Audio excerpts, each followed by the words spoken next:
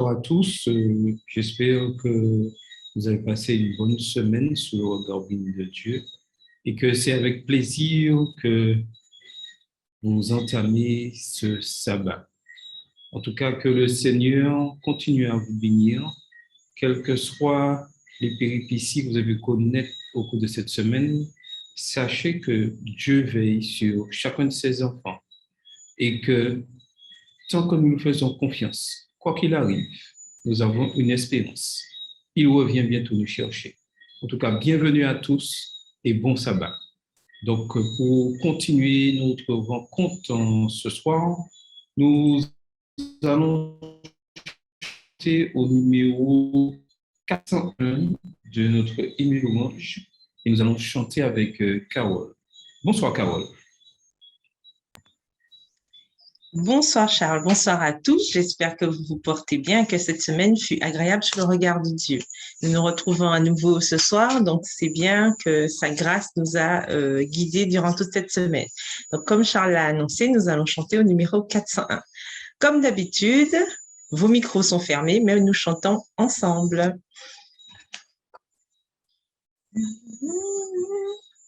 On y va? La nuit aura bientôt disparu, le journal. Là-bas, à l'horizon, notre port apparaît. Bientôt, nous toucherons au terme du voyage. Matelot, penchons-nous sur nos rames, courage. Poussons au bord, matelot, droit au bord. Ne craignons pas les vagues en furie. Notre pilote est là pour guider notre effort. Bientôt nous foulerons le sol de la patrie.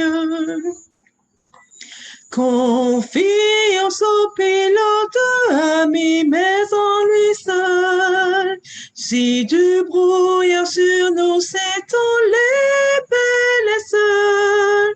Si l'ouragan s'élève et qu'il tonne et qu'il gronde, point de peur, avec nous est le maître du monde. Poussons au bord, matelot, droit au bord. Ne craignons pas les vagues en furie. Notre pilote est là pour guider notre effort. Bientôt nous foulerons le sol de la patrie. Mais voici du matin le lever radieux. Les ombres de la nuit s'effacent dans les cieux. Tout danger est passé, notre course est finie.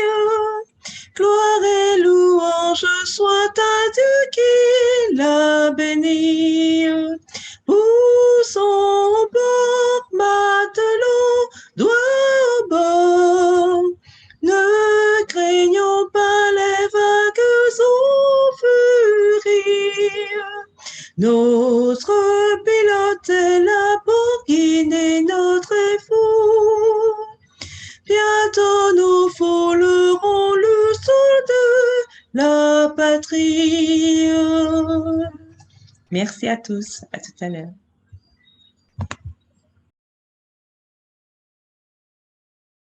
Je vous invite à incliner la tête pour la prière. Seigneur Dieu, nous voulons te remercier. Tu nous as gardé ce souffle de vie et tu nous permets d'être là ce soir, en ce moment, pour assister à ce programme. Nous voulons remettre tout ceci entre tes mains. Nous avons une pensée pour ceux qui sont malades, qui souffrent en ce moment. Nous savons les difficultés qui se trouvent autour de ce monde. Mais nous voulons que chacun puisse toujours fixer les yeux sur toi et que nous puissions toujours nous laisser diriger par ta parole et annoncer cet évangile que tu reviens bientôt, Seigneur. Permets que nous ayons toujours confiance en toi, quoi qu'il arrive. Merci pour tout ce fait pour nous. Nous avons fait ton fils pour ta gloire. Amen. Donc, nous continuons en ce soir et nous allons passer à l'instruction du manuel d'église. L'instruction du manuel d'église. Et ce soir, avant de commencer le chapitre responsable et organisation des églises, comme je vous l'avais promis la semaine dernière, j'aimerais revenir avec vous au niveau de cette partie-là où qu'est-ce qu'il arrive exactement lorsque une église décide de s'éloigner des principes. On pourrait prendre un exemple. Si une église décide de voter dans son fonctionnement que le sabbat n'est plus le sabbat et qu'il décide d'adorer le lundi ou un autre jour, et ce serait le jour d'adoration, et que la majorité de l'Église vote ceci, puisque n'oublions pas que nous avons dit que l'Église est souveraine, mais elle est souveraine tant qu'elle reste sous les principes de l'Église. Donc, si l'Église, dans sa majorité, décide que le jour d'adoration, que ce n'est plus le samedi, et que c'est un autre jour que le samedi, dimanche ou lundi, malheureusement, le manuel d'église prévoit ceci au cas où, si vraiment il y a, je dirais, un manque au niveau des observations des principes de l'église. Alors, nous est dit là, l'exclusion d'une église pour raison disciplinaire, c'est une mesure rare, car la mission de l'église est de chercher et sauver. Lorsque persistent de graves problèmes tels que l'apostasie, le refus de fonctionner conformément au manuel d'église ou la rébellion contre la fédération, des efforts systématiques doivent être faits pour éviter d'en arriver à l'exclusion. Le pasteur doit chercher à intensifier la vie spirituelle de l'église en question par le ministère de la prédication et par celui des visites aux membres d'église. Avec le concours de la fédération, une série de réunions de réveil doit être organisée pour amener les membres à renouveler leur alliance avec le Seigneur. En cas d'échec, le pasteur, en accord avec le comité de fédération, doit s'entretenir avec l'Église et ses dirigeants, cherchant à apporter la guérison et la réconciliation et à préserver l'Église.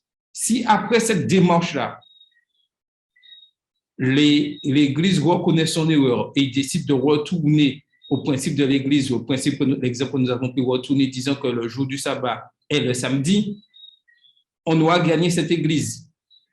Et on nous dit que vaut mieux remédier ainsi à une situation délicate que de laisser les relations se détériorer, ce qui risquerait d'aboutir à l'exclusion de l'Église. Toutefois, si tous les efforts pour préserver l'Église échouent, le comité de la fédération envisagera avec sérieux l'éventualité de l'exclusion de cette Église. Si une telle action est entreprise, la procédure à suivre est la suivante. Vous voyez, on laisse, même si l'Église persiste dans cette situation, on ne décide pas comme ça, une personne ne décide pas d'exclure cette Église. Il y a tout un processus qui est mis en place. Et la décision, il nous a dit là, la décision recommandant l'exclusion ainsi que les raisons qui la motivent sera présentée à l'Église elle-même lors d'une réunion administrative, afin qu'elle en soit informée et qu'elle la prenne en considération. Donc, cette Église, on va convoquer la réunion administrative, comme nous l'avons déjà vu une semaine minimum à l'avance, disant le sujet, l'exemple que nous avons pris, refus de pouvoir respecter le jour du sabbat et ayant choisi un autre jour d'adoration. Ensuite, si l'Église n'accepte pas cette recommandation, elle peut réagir d'une des deux manières suivantes. Éliminer les causes qui ont motivé la mesure disciplinaire et accepter les spécifications de la fédération. C'est-à-dire, elle décide, elle reconnaît, elle voit que la fédération va au bout du processus et elle reconnaît son erreur. Donc, le débat est clos, on ferme et elle retourne sur le bon chemin. Demander à la fédération de revenir sur la décision de dissolution ou d'exclusion. Elle a possible de faire appel au comité exécutif de l'union ou de la division si elle pense que cette remarque est toujours injuste, malgré, remarquez bien, que malgré elle pourrait persister dans son erreur et qu'à 100% dans son erreur, les institutions permettent vraiment que l'Église prenne conscience de son erreur. Et on lui permet d'aller au niveau de l'union pour solliciter son arbitrage. Si l'Église persiste dans sa rébellion, le comité exécutif de la fédération présentera sa recommandation de dissolution de l'Église à une assemblée de fédération régulière ou convoquée exceptionnellement. Soit il y aura la réunion ordinaire de l'assemblée de la fédération ou une réunion extraordinaire pour l'exclusion de cette Église. Si l'assemblée de la fédération vote l'exclusion, cette décision sera mise en œuvre par la fédération. Donc, tout est fait pour que l'Église soit ramenée sur le bon chemin. Mais si elle persiste à aller à l'encontre des principes de l'Église et du manuel d'Église, les textes prévoient que cette Église soit exclue. Dieu merci, c'est une décision très, très, très rare et qui arrive très rarement. Mais elle existe parce que nous savons tous qu'au sein de l'Église, il y a le bon grain et l'ivraie. Et des fois, l'ivraie prend le dessus et les principes sont là pour pouvoir, le manuel d'Église, pour pouvoir vraiment rester dans le droit chemin. Donc, c'est la parenthèse, comme j'avais promis la semaine dernière, que j'ai faite sur lorsqu'une église peut être exclue si vraiment elle persiste ici à errer sur les principes de l'Église. Donc, est-ce que quelqu'un a une question ou quelque chose à ajouter au niveau de ce chapitre? J'ai répondu à la question posée la semaine dernière. Ma question, est-ce que c'est ce même type d'agissement qu'on a envers l'Église? Est-ce que si c'est un seul membre, est-ce qu'on a le même type d'agissement par rapport à ce membre? Alors, le même type d'agissement, ce qu'on avait vu la semaine dernière, et depuis 2 semaines, pardon, même et au niveau de la discipline, le même type d'agissement doit être effectué vis-à-vis de membres. Le membre persiste, le pasteur vient le voir, le comité, comme le dit Jésus dans Matthieu, j'ai oublié le chapitre, ou avec son tout cas péché, vois-le, sinon vient avec un autre témoin, voit avec l'ancien, etc. Donc, cette démarche-là, pour un membre qui va à l'encontre des principes de l'Église, cette même démarche-là doit être appliquée. Et comme je l'ai dit la semaine dernière, lorsque nous respectons les principes de l'Église, nous corrigeons environ 80% des problèmes de l'Église. Et le plus souvent, c'est parce que nous ne respectons pas les principes que nous avons ce genre de déviance. Oui, Carole? C'est Matthieu 18. Hein? Matthieu 18. Merci beaucoup, ma Carole. Donc, y aurait-il une autre question sur cette partie-là? Ou si j'ai tout été clair? Donc, je continue. Donc, nous passons maintenant au chapitre responsable et organisation des églises locales. Comme nous l'avons vu, l'église, à votre 7e jour, est divisée en églises locales et il y a des règles, des organisations et elle est dirigée par des hommes. Et il y a des responsables. Et le manuel d'église nous dit, choisir des responsables de qualité est important pour la prospérité de l'Église, qui doit prendre cette décision avec la plus grande prudence quand il s'agit d'appeler des hommes et des femmes à occuper des postes impliquant une responsabilité sacrée. Donc, déjà là, nous voyons que lorsqu'on est nommé responsable au niveau de l'Église, c'est une responsabilité sacrée. Ce n'est pas quelque chose qu'on fait comme ça, bon, non, c'est une responsabilité sacrée. On est responsable de la fonction auquel on a été confié et surtout, nous sommes appelés à être prudents dans les personnes qui seront choisies. 3, discerne parmi tout le peuple des hommes de valeur, craignant Dieu, des hommes loyaux qui détestent le gain malhonnête. Nomme les chefs de 1000, chefs de 100, chefs de 50 et chefs de 10. Exode 18, verset 21. Et c'est sur ce principe-là que l'Église adventiste du 7e jour se base pour placer des hommes à des postes spécifiques afin de pouvoir faire avancer l'œuvre. Et ce qu'on demande surtout de ces hommes, c'est des hommes loyaux qui détestent le gain malhonnête. C'est le but principal, c'est la qualité principale qui est demandée à ces hommes et ces femmes. Et dans Acte 6, verset 3, il est dit, choisissez plutôt parmi vous, frères, 7 hommes que l'on donne un bon témoignage, remplis d'esprit de sagesse, et nous les chargerons de cela. Voilà encore le deuxième aspect que l'Église adventiste suit pour pouvoir nommer des responsables. Des hommes que l'on rende un bon témoignage, remplis d'esprit et de sagesse, et nous les chargerons de la mission de diriger l'Église. Il faut aussi que ceux du dehors lui rendent un beau témoignage pour qu'ils ne tombent pas dans le discrédit et dans les pièges du diable. Et c'est l'un des 3e principes que l'Église adventiste a mis en place. Et ce texte se trouve dans 1 Timothée 3, verset 7.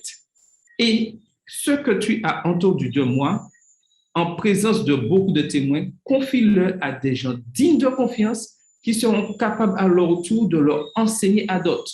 Et là, c'est le quatrième point. Il faut que ces personnes nommées au poste de responsabilité soient capables à leur tour d'enseigner à d'autres. C'est-à-dire, lorsque nous avons une responsabilité au sein de l'Église, c'est pas là que je dirige mon département, je fais tout. Je dois aussi avoir cet aspect de pouvoir former une personne, former d'autres personnes, enseigner d'autres personnes à pouvoir remplir la fonction à laquelle que j'ai. Parce que n'oublions pas, nous ne sommes pas éternels. Nous sommes là que pour un moment et pour un temps. Donc, c'est le quatrième aspect de ce qui est demandé à des hommes responsables ou des femmes responsables à mettre en fonction au sein de l'Église.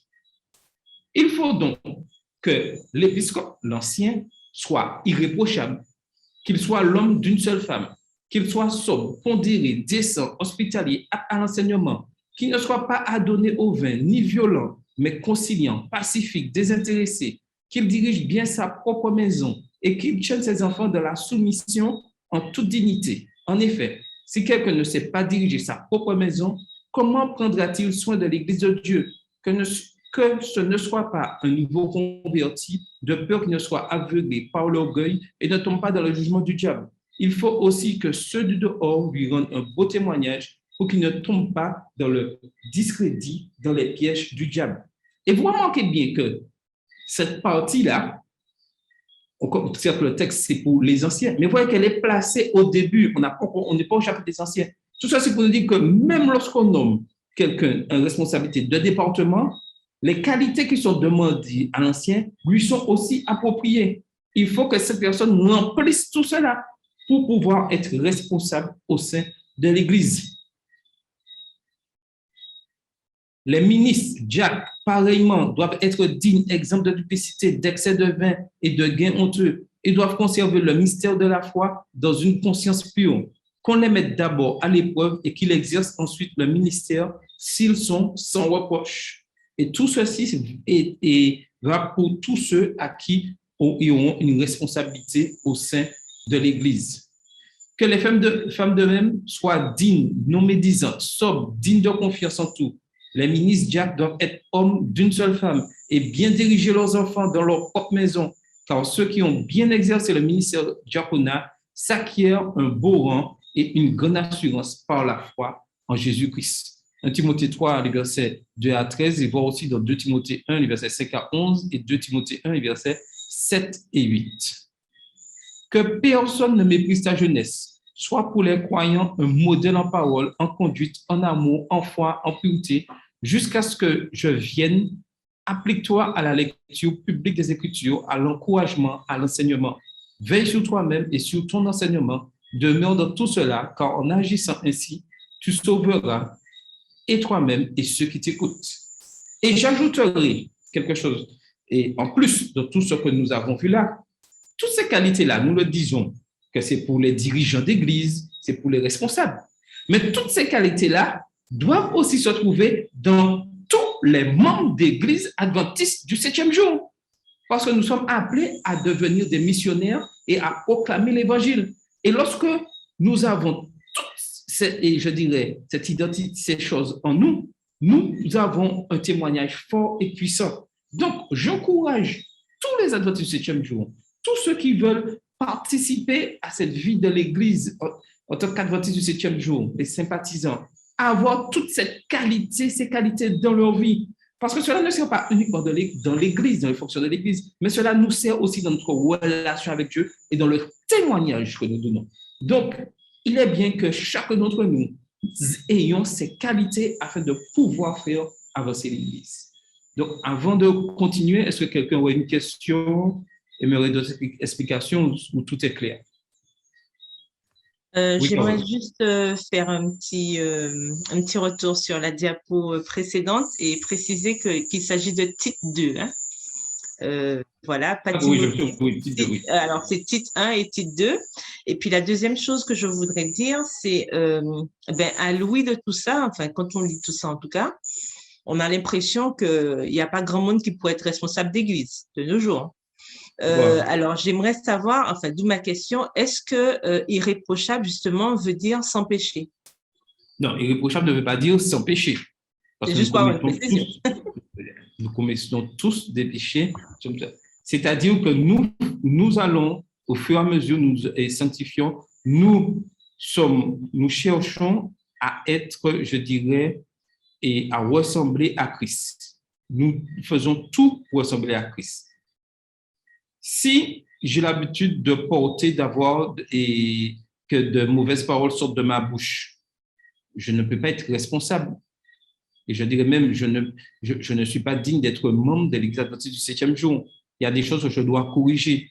Donc, nous tendons à la perfection, mais Dieu souhaite placer des hommes qui soient dignes, parce que imaginez-vous que vous mettiez quelqu'un responsable ayant un mauvais témoignage, qu'est-ce que vous-même, en tant que membre d'Église, vous allez dire?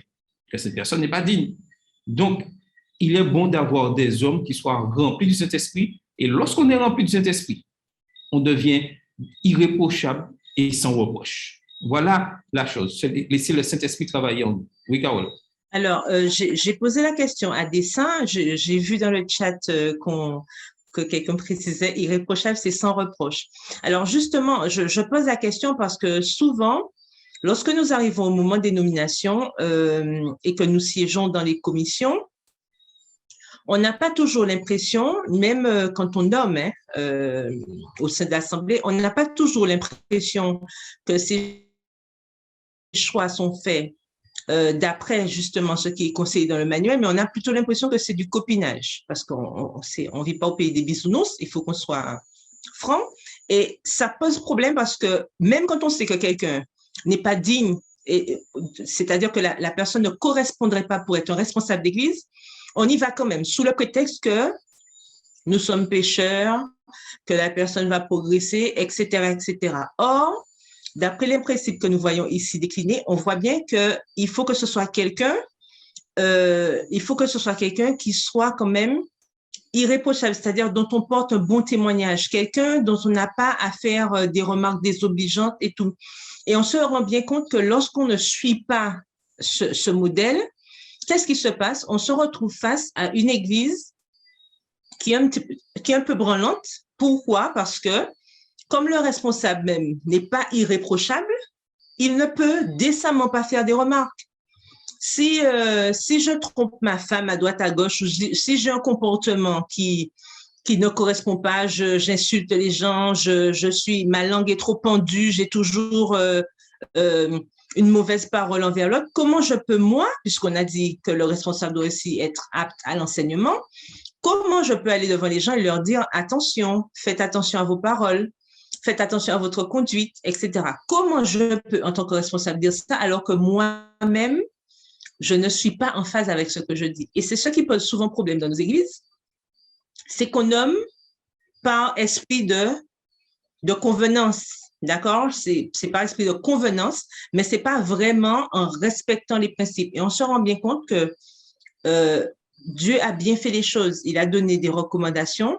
Et quand on ne suit pas ces recommandations, ça rejaillit malheureusement sur la communauté. Et c'est vraiment dommage parce que à cause de cela, on n'arrive pas à trouver une vitesse de croisière correcte pour pouvoir faire avancer l'œuvre comme il le faut. Et vraiment, tout ça doit peut-être nous aider à revoir notre copie parce que ça va vraiment nous aider à faire avancer la mission si nous commençons par respecter les choses basiques que Dieu nous a permis d'avoir pour pouvoir mieux diriger son église. Voilà, c'est pour ça que j'avais au départ posé cette question.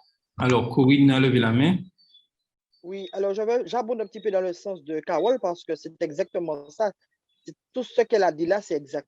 Et je vais ajouter aussi que lorsque on est responsable, je me souviens qu'on avait une méditation, c'était la journée des pasteurs, il me semble, et ça disait que lorsque un dirigeant ne prend pas à cœur ses responsabilités, il attire la malédiction sur l'Église.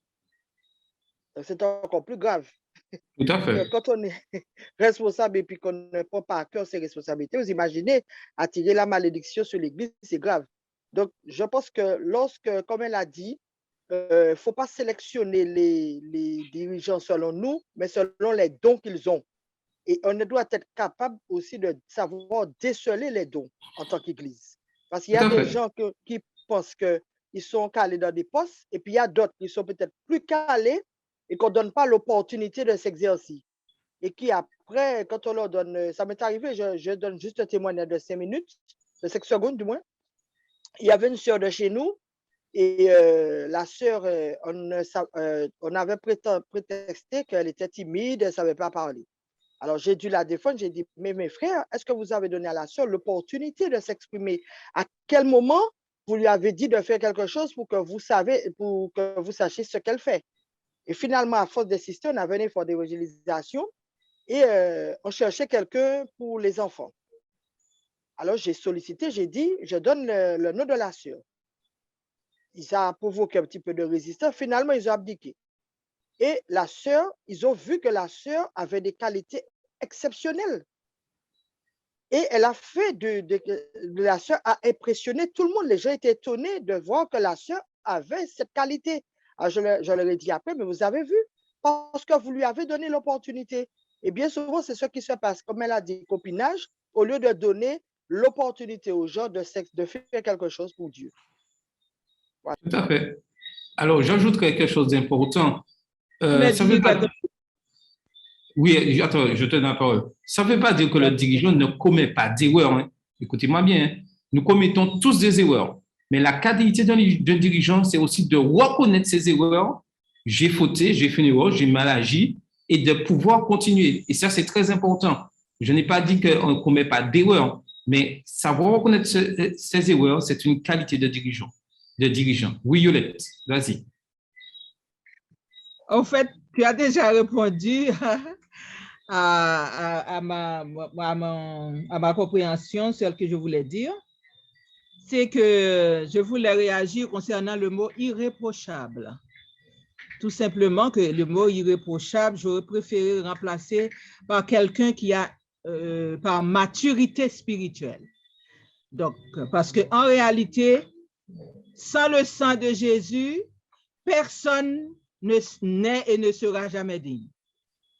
Donc, c'est quelqu'un qui a une maturité spirituelle, donc qui est capable de reconnaître s'il fait une erreur, de se tourner vers Dieu, de demander pardon, et s'il fait une erreur aussi aux côtés d'un membre de l'église, d'un membre d'église, même si c'est un dirigeant aussi, qu'il soit capable de s'excuser, de s'humilier. C'est pas de la flatterie, c'est le respect des principes de l'église, et aussi quelqu'un qui a de l'amour pour Dieu, que Dieu a donné une responsabilité, doit respecter les principes de l'église. S'il fait une erreur, qu'il s'est tourné pour demander pardon, et puis qu'il d'abord à Dieu, et puis s'excuser auprès du frère ou bien de la sœur. Voilà, mais ça ne veut pas dire que personne ne sera jamais irréprochable. Tu as déjà répondu. Oui, donc, tout à fait, tu as bien raison, et c'est ça que ça veut dire. Mais c'est ça que ça veut dire irréprochable, c'est-à-dire que lorsque je commets une erreur, je sais et je demande pardon. Et ça, c'est une qualité vraiment que nous devons avoir. Je ne dis pas des gens que nous devons avoir en tant que membre d'église. Oui, Caroline. Oui, je voulais comme ajouter, enfin compléter par rapport à ce que Yolette disait. Effectivement, dans la notion d'irréprochable, c'est sûr qu'on ne voit pas cette perfection qui est attendue puisque nous sommes tous pécheurs, effectivement. Mais là, quand il s'agit des nominations, c'est-à-dire quand il s'agit de responsabilité, comme disait Corinne tout à l'heure, certes, il y a des aptitudes à avoir, mais il y a aussi un comportement qui va avec. Parfois, nous savons parfaitement que quelqu'un n'est pas... La personne n'a pas une attitude, un comportement. On ne porte pas un bon témoignage de cette personne. Cette personne n'a pas un comportement qu'il faut et pourtant on le nomme. Pourquoi? Ben, parce qu'on l'aime bien, et c'est ça le vrai problème ici. C'est pas qu'on cherche la perfection, mais c'est parce que des fois, malheureusement, on fait des choix. Sciemment, on sait que quelqu'un, par exemple, travaille le samedi, mais bon, allez, c'est bon. On va faire quand même des petits arrangements. Enfin, ce sont des petites choses comme ça qui font que malheureusement, ça a un impact négatif sur la maison de Dieu. Et ça, c'est vraiment dommage. Il faut qu'au départ, les personnes qui puissent diriger, et c'est ça que je comprends à travers ce que nous voyons ce soir, les personnes qui sont à la tête, parce que c'est comme dans tout, même dans le cadre, comment dire, dans le cadre séculier. Même au travail, c'est sûr qu'on va pas mettre directeur général, quelqu'un qui arrive tout en retard, qui n'a pas un comportement qu'il faut, ça va porter atteinte à la société. C'est la même chose pour la maison de Dieu. Il faut savoir que les personnes qu'on va mettre en place, ça doit être des personnes quand même qui puissent mener la barque, qui puissent permettre aux gens d'avancer. Parce que c'est comme un parent. Si le parent déjà a une attitude qui ne va pas, il ne peut pas s'attendre à ce que son enfant aussi puisse suivre. Quand la tête est malade, le reste du corps aussi. Et c'est ce qu'on veut dire par là. Il faut qu'on fasse attention à ne pas faire des choix par émotion, mais faire des choix intelligents qui puissent permettre à l'Église d'avancer, permettre à l'Église d'aller plus loin. Parce que malheureusement, on n'y est pas encore. Et ça pose un problème. Et je pense que vraiment, à ce niveau, nous devons revoir notre copie parce que nous sommes d'accord que nul n'est parfait. Ça va pas exister. Ça, on le sait. Néanmoins, il y a des gens qui ont des aptitudes qu'on ne choisit pas. Et il y a des gens qui n'ont pas les aptitudes et ils n'ont pas les caractéristiques qu'il faut et qui se retrouvent responsables d'église. Et malheureusement, c'est un problème. C'est un problème. Et je pense que avec la grâce de Dieu, on doit pouvoir faire un bond en avant à ce niveau-là pour pouvoir changer les attitudes. Comme on dit, quand on ne sait pas, on ne sait pas. Mais quand on sait, il faut qu'on commence à réfléchir et voir les choses autrement pour permettre à l'Église justement d'avancer. OK. Donc, je continue. On continue pour conclure. Alors, l'apôtre Paul fit quérir les anciens de l'Église et leur prodigua ses conseils. Prenez donc garde à vous-même et à tout le troupeau parmi lequel l'Esprit Saint vous a nommé épiscope ancien. Faites paître l'Église de Dieu, cette Église qui s'est acquise par son propre sang. Je sais bien, moi, qu'après mon départ, s'introduiront parmi vous des loups féroces qui n'épargneront pas le troupeau, et que d'entre vous-mêmes se lèveront des hommes qui diront des choses perverses pour entraîner les disciples à leur suite. Veillez donc en vous souvenant que pendant 3 ans, nuit et jour, je n'ai cessé dans les larmes d'avertir chacun de vous. Tout ceci pour nous dire que malgré nous allons respecter les principes, il y aura des hommes et des femmes qui chercheront comme des loups à ravir l'Église de sa mission. Donc, c'est pour cela que nous devons, chacun individuellement, être sous nos gardes. Et il continue. Nous vous demandons, frères, d'avoir de la considération pour ceux qui se donnent de la peine parmi vous, qui vous dirigent dans le Seigneur et qui vous avertissent. Ayez-les en très haute estime, aimez-les à cause de leurs œuvres, soyez en paix entre vous. Et là, c'est un deuxième aspect en tant que membre, lorsque nous n'avons pas de responsabilité. Nous devons prier pour les dirigeants. Nous devons aimer les dirigeants. Nous devons aider les dirigeants dans leur mission et faire tout pour soulager leurs tâches. Et ça, c'est un élément très important que l'apôtre Paul insiste. L'une des missions, certes, nous plaçons des dirigeants, irréprochables, remplis du Saint-Esprit, mais nous devons tout faire afin de les aider dans leur mission, afin que l'Église puisse avancer. C'est ensemble, dirigeants et membres ayant poste ou n'ayant pas poste, que nous ferons l'Église de Dieu avancer. Les chrétiens de Thessalonique connaissaient de graves ennuis à cause de ceux qui s'introduisaient parmi eux et professaient des idées et des doctrines fanatiques. Quelques-uns vivaient dans le désordre, ne travaillaient pas, mais s'occupaient de futilité. L'Église avait été organisée avec méthode. Des officiants y avaient été désignés en qualité de pasteurs et de diacres. Pourtant, certains membres à l'esprit indépendant et rebelle refusaient de se soumettre à la tutelle des chefs ecclésiastiques. Ils revendiquaient non seulement le droit d'avoir des opinions personnelles, mais aussi celui d'exposer publiquement leur vue devant l'Église. Pour faire face à cette situation, Paul recommanda aux Thessaloniciens d'avoir du respect et de la déférence envers ceux qui avaient été choisis pour occuper des postes de confiance dans l'Église. Tout ceci, c'est pour nous dire que nous devons respecter les dirigeants. Et même si certains dirigeants commettent des erreurs, nous devons respecter et agir toujours avec sobriété, suivant les principes de l'Église, puisqu'il y a des principes de l'Église.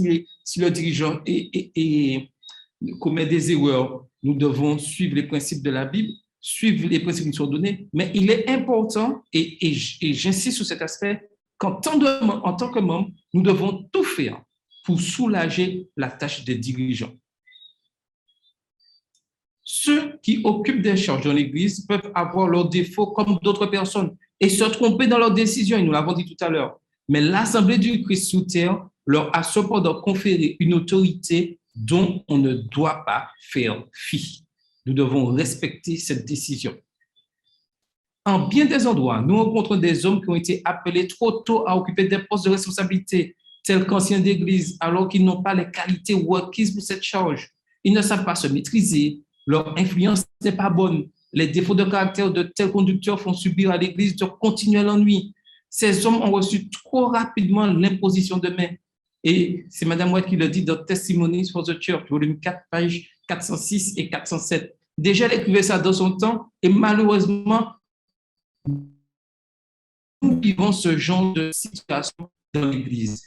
Par le Saint-Esprit, par la grâce de Dieu, et si nous comprenons bien ces instructions de manuel d'Église, nous pouvons renverser les choses. Dernièrement, se sont élevés parmi nous des hommes qui prétendent être des serviteurs du Christ, mais dont l'œuvre est opposée à l'unité que notre Seigneur a établie dans l'Église. Ils ont des plans et des méthodes de travail à eux et ils désirent introduire des innovations dans l'Église. Dans l'Église, pour satisfaire leurs idées de progrès, s'imaginant de la sorte obtenir de grands résultats. Ces hommes ont besoin d'être élèves plutôt que professeurs à l'école du Christ. Ils sont toujours agités, aspirant à accomplir quelques grandes œuvres qui leur attirera de l'honneur. Ils ont besoin d'apprendre la plus profitable de toutes les leçons, l'humilité et la foi en Jésus. Et c'est ces qualités-là que nous devons rechercher lorsque nous nommons des responsables d'Église. L'humilité et la foi en Jésus. Et lorsque nous cherchons ces deux aspects-là, nous verrons de véritables changements dans nos églises. Ceux qui enseignent la vérité, les missionnaires, les dirigeants de l'Église, pourraient faire une bonne œuvre pour le maître s'ils voulaient seulement purifier leur âme en obéissant à la vérité. Dieu a placé dans l'Église pour lui servir d'auxiliaire des hommes aux talents variés, afin que grâce à la sagesse de plusieurs, on puisse accéder à la connaissance de cet esprit. Les personnes qui agissent sous l'impulsion de leurs traits de caractère dominants et refusent de collaborer étroitement avec celles qui possèdent une longue expérience de l'œuvre de Dieu seront aveuglées par leur confiance en elles-mêmes et incapables de discerner le vrai du faux. Il n'est pas prudent que de telles personnes soient choisies pour diriger l'Église, car elles suivraient leur propre jugement, accompliraient leurs propres projets sans aucun égard pour ceux de leurs frères. Il serait alors facile à l'ennemi d'agir par l'intermédiaire de ceux qui, ayant eux-mêmes besoin d'être conseillés, se chargeraient de prendre les âmes sur leur propre tutelle sans avoir appris l'humilité du Christ. Conquérant Pacifique, les pages 245 et 246. Donc, il est important que nous choisissons et nous-mêmes ayons ces qualités. L'humilité en Christ. Voilà ce que nous devons rechercher pour nous, premièrement, et aussi pour les dirigeants. Est-ce que je pourrais poser juste une question? Dans la diapo, justement, que nous voyons, les personnes qui agissent sous l'impulsion de leur trait de caractère dominant et refusent de collaborer étroitement avec celles qui possèdent une longue expérience de l'œuvre de Dieu. Alors, est-ce que cette collaboration, c'est à tout prix? Alors, je m'explique. Si, par exemple, un responsable d'église voit que ça ne va pas dans le bon sens, c'est-à-dire qu'on ne va pas dans le sens pour respecter les principes de Dieu. C'est vrai que je vois longue espérance de l'œuvre de Dieu. Ça veut dire que les personnes vont dans le bon sens. Mais si toutefois, un responsable voit que ça ne va pas dans le bon sens, est-ce que cette personne va tomber dans cette description de cette personne qui essaie de ravir ou de semer la zizanie? C'est une question que je pose. Est-ce que... Oui. Oui. Lorsque nous sommes remplis du Saint-Esprit, Dieu nous dirige. Dieu est un Dieu d'ordre. Même lorsque l'Église pourrait aller dans le sens contraire de la parole, nous ne sommes pas des justiciers cherchant à vouloir changer les choses. Nous disons les choses et nous laissons le Saint-Esprit agir. Ne soyons pas non plus, quel que soit, même si l'Église part dans une mauvaise direction et nous sommes, entre guillemets, 100% sûrs qu'elle est dans la mauvaise direction, agissons toujours avec humilité dans tout ce qui se passe, puisque nous savons que dans l'Église, le l'ivraie et le bon grain sont appelés à grandir ensemble. Et j'insiste sur cette partie-là, l'humilité et se laisser diriger par le Saint-Esprit. Des fois, Dieu permet des choses et il laisse aller. Lorsque le peuple s'est révolté pendant que Moïse était sur la montagne récupérant les 10 commandements et Aaron a fait veau d'or, etc., Dieu aurait pu envoyer le feu, les détruire tout de suite. Et Dieu ne l'a pas fait. Des fois, malheureusement, l'Église est obligée, lorsqu'elle est dans l'errance, grandir dans cette errance et après Dieu agit. Et c'est après, quand Moïse est descendu, que Dieu a donné ses sanctions, a donné la punition. Donc, il faut toujours se laisser être dirigé par le Saint-Esprit et ne pas chercher à vouloir se faire justice soi-même, parce que l'Église, ce n'est pas mon Église, l'Église, c'est l'Église de Dieu. Oui, mais Charles, excuse-moi, mais même si c'est... Okay, je suis d'accord quand tu dis... Oui. Je suis d'accord quand tu dis que c'est l'Église de Dieu, tout d'accord, mais tu viens de dire que Dieu est un Dieu d'ordre. Alors, ça veut dire que s'il y a de l'apostasie, par exemple, quelqu'un qui vient dans l'Église et veut 6 heures, mais la zizanie dans l'Église, il faut quand même prendre des mesures disciplinaires à la côté de cette personne. Je suis d'accord avec toi. Non, mais est-ce que... Attends, je termine, pour ne pas polluer, en quelque part, les autres membres. Nous sommes d'accord. Mais est-ce que parce que cette personne a...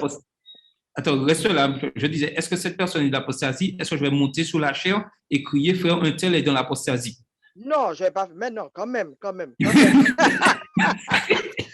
mais c'est ça que je veux dire, être dirigé par le Saint-Esprit. Je n'aurais jamais procédé à. Quand même, il y a un comité d'église, il y a quand même certaines choses. Mais tu sais, mais il y a des personnes, par manque d'humilité, prendre ce pouvoir-là et monter sur la chair pour dire, frère, un tel. Non, Dieu ne nous a pas donné. C'est pour ça que je dis agir humilité et se laisser diriger par le Saint-Esprit. Voilà, c'est ça. Oui, tout à fait. Ah non, mais monter sur la chair, dire, parce que si ça fallait dire, tous les membres d'église que nous sommes passibles de cela aussi. Donc non, je pense que, comme tu l'as dit, Dieu est un Dieu d'ordre et dans l'église de Dieu, c'est Dieu. Ce qu'on oublie, c'est que nous sommes des serviteurs au service de Dieu et au service des hommes. Donc, personne n'a le droit de se prétendre à quelque chose soit. Tout le monde, lorsqu'on est, comme tu as dit, soumis à l'Esprit de Dieu, on mange selon l'Esprit. Ça veut dire que c'est l'Esprit de Dieu qui me guide, c'est l'Esprit de Dieu qui va m'orienter sur comment diriger l'Église. C'est pourquoi j'aime bien l'histoire de Josué. Au départ, quand Josué va prendre la tâche, l'Éternel lui dit de ne pas s'écarter de la loi ni à droite ni à gauche, c'est alors que tu réussiras dans tout ce que tu entreprendras. Et c'est ça la qualité de mon dirigeant, c'est se soumettre se placer sous la direction divine et du Saint-Esprit, et il va faire un beau dirigeant. Tout à fait. Et c'est pour ça que je disais qu'il faut se laisser diriger par le Saint-Esprit. Et n'oublions pas, nous avons tous des opinions. Il ne nous est pas demandé de faire abstraction de nos opinions, mais c'est ensemble, avec le Saint-Esprit, que nous allons réussir à travailler ensemble. Il n'est pas demandé à tout le monde d'avoir le même avis. Tout le monde a des avis différents, mais dirigé par le Saint-Esprit, nous allons de l'avant pour faire avancer l'Église. Et c'est ça, l'humilité en Christ que nous devons avoir. Donc, la semaine prochaine, si Dieu veut, nous verrons, membres de l'Église locale, exemplarité des responsables en matière de dîmes, nul de délégué d'office, partage des responsabilités, radiation et réadmission et durée des mandats.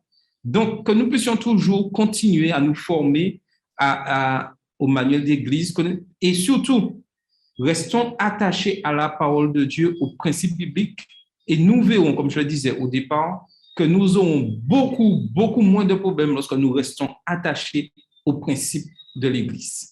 Donc, nous allons passer maintenant au bulletin missionnaire, et le bulletin missionnaire en ce soir sera raconté par France.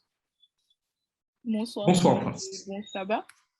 Donc, je vais vous présenter le bulletin missionnaire de ce sabbat.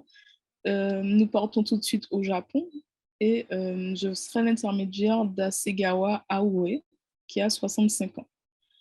Donc, elle dit ceci, qu'elle souhaitait ouvrir un restaurant au Japon où les gens pourraient se maintenir en meilleure santé tout comme elle l'avait fait dans une station thermale adventiste de l'État américain de l'Alabama. Donc, son mari et elle avaient pris l'avion depuis leur maison au Japon pour aller en Alabama afin de chercher un traitement contre son cancer. Donc, elle était adventiste du 7e jour. Elle avait entendu dire que les médecins adventistes travaillant dans une station thermale pourraient être en mesure de les aider. Donc, son mari n'était pas chrétien et comme il mangeait des aliments végétaliens et faisait de l'exercice, leur corps a commencé à changer. Donc, elle dit qu'elle a perdu beaucoup de poids. Son mari a arrêté de fumer. Il a aussi commencé à lire la Bible et il a été baptisé à l'Institut. Ensuite, malheureusement, son mari est mort une semaine après son baptême. Il n'avait que 56 ans. Elle était triste, Hasegawa était triste, mais elle était aussi heureuse parce qu'ils avaient convenu de se retrouver au ciel. De retour au Japon, elle a compté ses économies et elle a réalisé qu'elle avait plus qu'assez pour vivre. Donc, elle voulait utiliser son argent pour répandre l'évangile au Japon, où seul 1% de la population est chrétien. Donc, elle a donc commencé à prier en disant ceci: « Mon Dieu, que dois-je faire ?» Un jour, elle a lu Ésaïe 55, verset 13 pendant sa méditation. Et ce verset dit: « Au lieu des buissons s'élèvera le cyprès, au lieu de l'ortie croîtra le myrte, et ce sera pour l'Éternel une renommée, un signe perpétuel qui ne sera pas retranché. » Alors à ce moment-là, elle a su qu'elle voulait ouvrir un restaurant où elle pourrait aider les gens à être en meilleure santé, à se sentir mieux, comme elle l'avait fait en Alabama. Elle s'est dit: peut-être pourrais-je aussi gagner leur confiance et les orienter vers Jésus. Donc, elle a décidé de donner au restaurant le nom de Myrte, d'après ce verset d'Ésaïe. Le même jour, elle s'est promenée dans une rue de sa ville natale, juste à la sortie de Tokyo, et elle a vu un terrain à vendre. Donc, c'était un endroit parfait, près de 3 églises adventistes. Elle a acheté le terrain inoccupé, elle a payé pour la construction du restaurant. Et pour être honnête, elle dit, elle ne connaissait rien à la restauration. Donc, elle a fréquenté une école de cuisine végétarienne adventiste pour avoir des idées. Et ensuite, elle a créé ses propres repas pour le restaurant. Une foule nombreuse s'est présentée le jour de l'ouverture, mais c'était le chaos à l'intérieur. Elle ne savait toujours rien de la gestion du restaurant. Donc, l'un des clients, un ancien client de l'assurance, connaissait quelqu'un qui possédait un café à proximité et a demandé à la propriétaire de l'aider. Donc, elle a beaucoup aidé. Les affaires ont bien marché. Myrte est l'un des rares restaurants totalement végétariens de la région de Tokyo. Et elle va à son travail dans les assurances le matin. Ensuite, elle va au restaurant à 11h et elle sert les clients de midi jusqu'à 14h. Et évidemment, le restaurant est fermé le jour du sabbat. Donc, ce restaurant lui a donné l'occasion de faire plus que fournir des aliments sains. Une habituée du restaurant qui est atteinte d'un cancer du sein a demandé des informations sur un mode de vie sain. Elle a partagé avec elle de la littérature adventiste. Une autre habituée, une femme célibataire, lui a dit qu'elle cherchait de nouveaux amis. Donc, elle l'a invitée à visiter son église et elle est venue plusieurs fois. Donc, le but principal du restaurant, c'est de conduire les gens à Jésus. Ellen White a dit: « Dieu veut que nous établissions des restaurants végétariens dans les villes. Correctement gérés, ils deviendront des centres d'évangélisation. » Donc, c'est tiré d'évangéliser les villes. C'est pourquoi elle a ouvert ce restaurant et c'est le restaurant de Dieu. Dieu l'aide à le gérer et le propriétaire est Jésus. Donc, ce qu'il faut savoir, c'est que l'Union du Japon compte 97 églises, 48 groupes et 14 978 membres.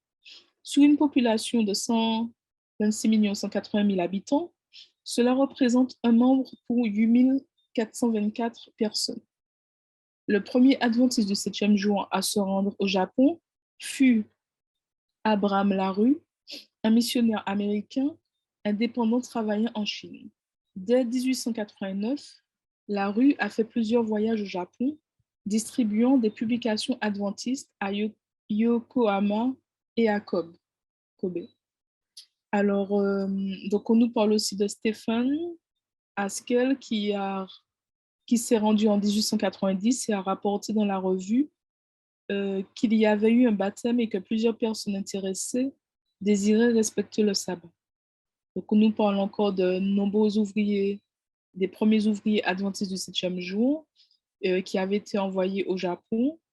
Et il s'agit de Granger, ancien président du Ellsberg en Californie, et ainsi que Okohiro, un japonais ancien étudiant de Ellsberg. Ils sont arrivés à Tokyo le 19 novembre 1896 et ont créé l'école biblique Shiba qui a été rapidement fréquentée par 60 jeunes hommes. Donc voilà, c'est le bulletin de ce soir. Merci France pour ce magnifique récit. Donc pensons à eux dans nos prières. Maintenant, nous allons passer à notre moment clé, moment important, moment au niveau de la discussion de la leçon de l'école du sabbat. Et cette semaine, nous avons vu une leçon particulière, riche en éléments très importants et qui nous permet toujours de pouvoir continuer à servir fidèlement, à partager tout ce que le Seigneur nous demande à continuer à faire dans les livres du Deutéronome. Alors, donnez-moi 2 minutes, le temps que je retrouve la diapo.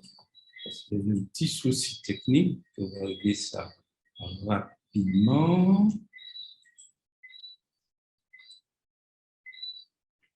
Ici.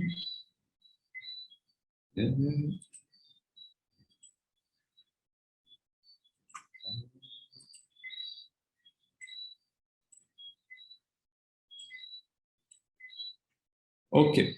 Et le titre de la leçon était « L'étranger qui est dans tes portes ». L'histoire de Dieu, réécrivant de nouvelles tables de sa loi, est une histoire de grâce et d'amour patient pour Israël. Et cette patience et cet amour est pour nous et Dieu l'apporte pour nous aujourd'hui à nous qui vivons dans ce monde au XXIe siècle. Dieu est amour et patient envers chacun d'entre nous, envers son peuple. Les temps anciens, lorsqu'une alliance se rompt, le renouvellement de l'alliance impliquait la préparation de nouveaux documents de traité. C'est dans le contexte de l'événement honteux d'Horeb que Moïse exhorta Israël à renouveler son alliance et à préparer un nouveau serment d'allégeance dans lequel l'exigence de Dieu pour son peuple était spécifiée. Ces versets rassemblent divers thèmes autour du principe de l'amour, à savoir l'amour pour le Seigneur, le premier commandement, l'amour comme réponse à l'amour et au pardon de Dieu, l'amour de son prochain, et plus particulièrement l'amour de l'étranger, le deuxième commandement, parce que Dieu l'aimait. Thème clé que nous allons parler en ce soir, la nouvelle alliance. Bien que l'alliance soit éternelle, il y a toujours la nécessité de la renouveler, circoncire le cœur. La circoncision du cœur, l'imagerie de la circoncision du cœur est une sorte de mélange de métaphores révélant une vérité théologique cruciale. Aimer l'étranger, aimer son prochain est une chose, mais les étrangers aussi méritent notre amour. La nouvelle alliance, il y a un paradoxe dans le renouvellement d'une alliance qui naît. Logiquement, une alliance éternelle n'a pas besoin d'être renouvelée, puisque c'est une alliance éternelle. La leçon qu'on tire de ce paradoxe a rapport avec la fidélité de Dieu par rapport à l'infidélité de son peuple. Et nous voyons là un aspect très important où, dans toute l'histoire de Dieu avec son peuple, au temps d'Israël et à notre temps aujourd'hui, nous remarquons que Dieu est toujours fidèle à sa parole et que le plus souvent, c'est nous qui sommes infidèles à notre relation avec Dieu. Notez que la nouvelle alliance n'implique pas une nouvelle loi. Et ça, c'est très important à comprendre ça. Nouvelle alliance, ce n'est pas une nouvelle loi. C'est un renouvellement d'engagement. C'est la même loi qui est réécrite sur de nouvelles tables. Ce n'est pas une nouvelle loi qui apparaît, non. C'est la même loi qui a été réécrite sur une nouvelle table. Ce que Dieu exige maintenant, c'est simplement une internalisation de la loi. C'est-à-dire que cette loi puisse être en nous et que nous puissions la mettre en pratique. La loi qui est écrite sur les tables de pierre doit être écrite dans le cœur du peuple. Et c'est là le nouvel aspect que Dieu veut mettre en place. OK, la loi a été écrite sur des pierres, mais maintenant, il souhaite que cette loi habite dans le cœur de chacun des membres du peuple d'Israël. C'est-à-dire que quand cette loi est inscrite en moi, tout ce que je vais faire, mon témoignage, mes relations avec les autres vont sortir de cette loi que Dieu a écrite sur la pierre. Et ainsi, les autres nations, les autres ne vont pas voir une loi écrite et des principes, mais ils vont voir des hommes et des femmes qui vivent ces lois. Et c'est ce que Dieu nous appelle aujourd'hui à être, des éléments qui vivent et qui montrent que la loi peut être vécue pleinement dans cet amour que Christ a avec son peuple. Aujourd'hui, la question est, est-ce que nous vivons pleinement les lois qui ont été écrites sur la pierre? Le renouvellement de l'alliance est le renouvellement du cœur. Le mécanisme de ce processus, c'est l'amour. Sans amour, nous ne pouvons comprendre vraiment l'essence de la loi. S'il n'y a pas cet amour, si Dieu n'est pas amour vis-à-vis de nous, si Dieu n'avait pas donné son Fils unique pour mourir sur la croix pour nous sauver, ce grand amour, nous ne serions pas là aujourd'hui. Jérémie, qui utilise pour la première fois l'expression nouvelle alliance, la définit dans les termes suivants. Non comme l'alliance que je traitais avec leur père le jour où je les saisis par la main pour les faire sortir du pays d'Égypte, alliance qu'ils ont violée, quoique je fusse leur maître, dit l'Éternel. Mais voici l'alliance que je ferai avec la maison d'Israël. Après ces jours-là, dit l'Éternel, je mettrai ma loi au-dedans d'eux. Je l'écrirai dans leur cœur et je serai leur Dieu et ils seront mon peuple. Et ce message est tout encore d'actualité pour nous aujourd'hui qui cherchons à connaître la volonté de Dieu. Dieu veut que cette loi soit au fond de nos cœurs et que nous puissions la vivre comme un témoignage vivant. Fait intéressant, la même expérience de document d'alliance rompu est rapportée dans le livre de Jérémie. Le prophète, comme Moïse, a également dû réécrire son livre. De même, lorsque l'apôtre Paul se référait à la nouvelle alliance, 2 Corinthiens 3, verset 6, il la comprenait comme une alliance spirituelle qui est écrite non sur des tables de pierre, mais sur des tables de chair sur les cœurs. 2 Corinthiens 3, verset 3. Maintenant, nous allons réfléchir et vous aurez la parole pour répondre aux questions. Comment la notion biblique de la nouvelle alliance dans le livre de Deutéronome s'applique-t-elle à notre compréhension de la relation entre l'Ancien et le Nouveau Testament? Pourquoi la nouvelle alliance implique-t-elle la même loi? Pourquoi Dieu a-t-il écrit la loi sur les pierres plutôt que dans le cœur du peuple? Alors, vous avez la parole. Qui se lance en premier?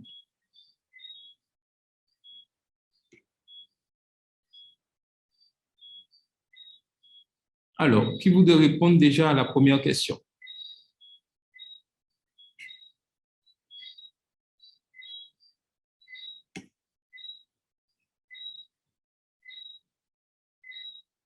Alors, vous avez la parole.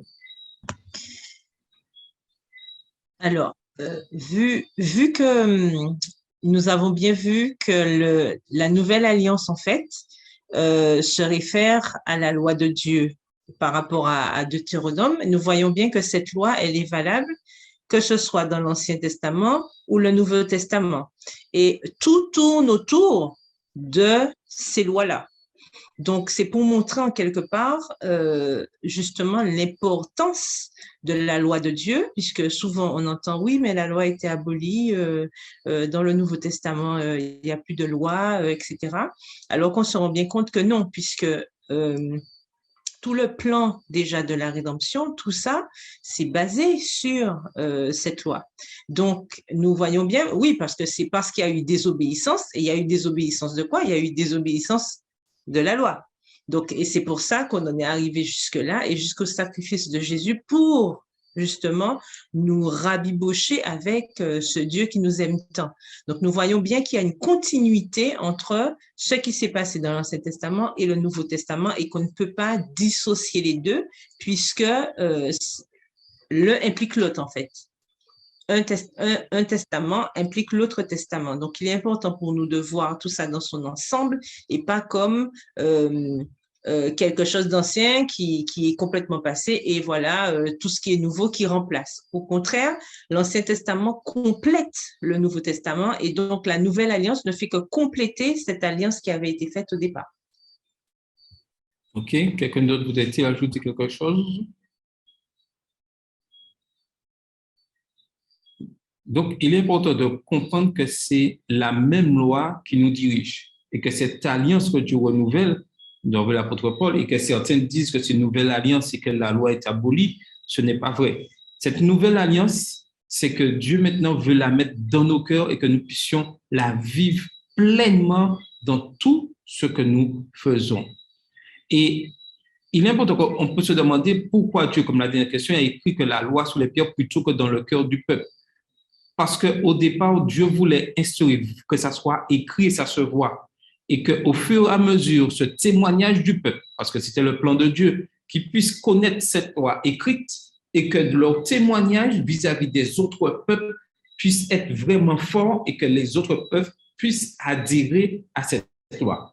Malheureusement, le peuple d'Israël n'a pas rempli cette fonction. Et aujourd'hui, nous devons faire attention parce que c'est ce que Dieu nous appelle à faire en tant que Église adventiste du 7e jour, en tant que bon étudiant la parole de Dieu, à ce que cette loi puisse être un bon témoignage. Mais la question est, est-ce que je rends ce témoignage que Dieu souhaite que je rende? Oui, Carole. Et en complément à ce que tu disais, par rapport à cette dernière question, nous voyons bien que l'Éternel, à 2 reprises, a décidé qu'il fallait que cette loi, elle soit écrite. Pourquoi? Parce que, comme on dit souvent, on connaît hein, cet adage qui dit les paroles s'en vont, mais les écritures restent en fait. Parce qu'on sait que quand on écrit, c'est immuable. Quelque chose qui est écrit, c'est pour ça qu'en général, les contrats, tout ce qui est important, on voit bien que ça passe par de l'écrit. Quand on signe quelque chose, parce qu'on sait que quand il y aura signature, quand il y aura une écriture quelque part, ça donne une légitimité à quelque chose. Et je pense que Dieu, dans son omniscience, de toute façon, il savait très bien que, oublieux comme nous le sommes, certainement, il fallait qu'il y ait quelque part une trace de ce qu'il avait dit, de ce qu'il avait commandé. Et nous avons encore, jusqu'à maintenant, à l'époque d'Israël, c'était l'étape de Pierre. Aujourd'hui, nous avons encore sa parole, donc encore des écrits qui nous montrent bien ce qu'il attend de nous. Et donc, c'est important pour nous. C'est vrai qu'une fois que nous avons étudié cette parole, que nous avons compris les choses, c'est vrai que ça reste dans notre cœur parce que à partir du moment où notre cœur est touché et que nous laissons le Saint-Esprit transformer nos vies, forcément, ça rejaillit à l'extérieur, puisque c'est de l'abondance du cœur que la bouche parle. Donc, c'est vrai que ce qu'on aura emmagasiné à l'intérieur de manière sincère avec Dieu, forcément, ça aura un impact sur ceux qui sont autour de nous. Et c'est vrai que Israël, malheureusement, ils ont eu aussi ces écrits.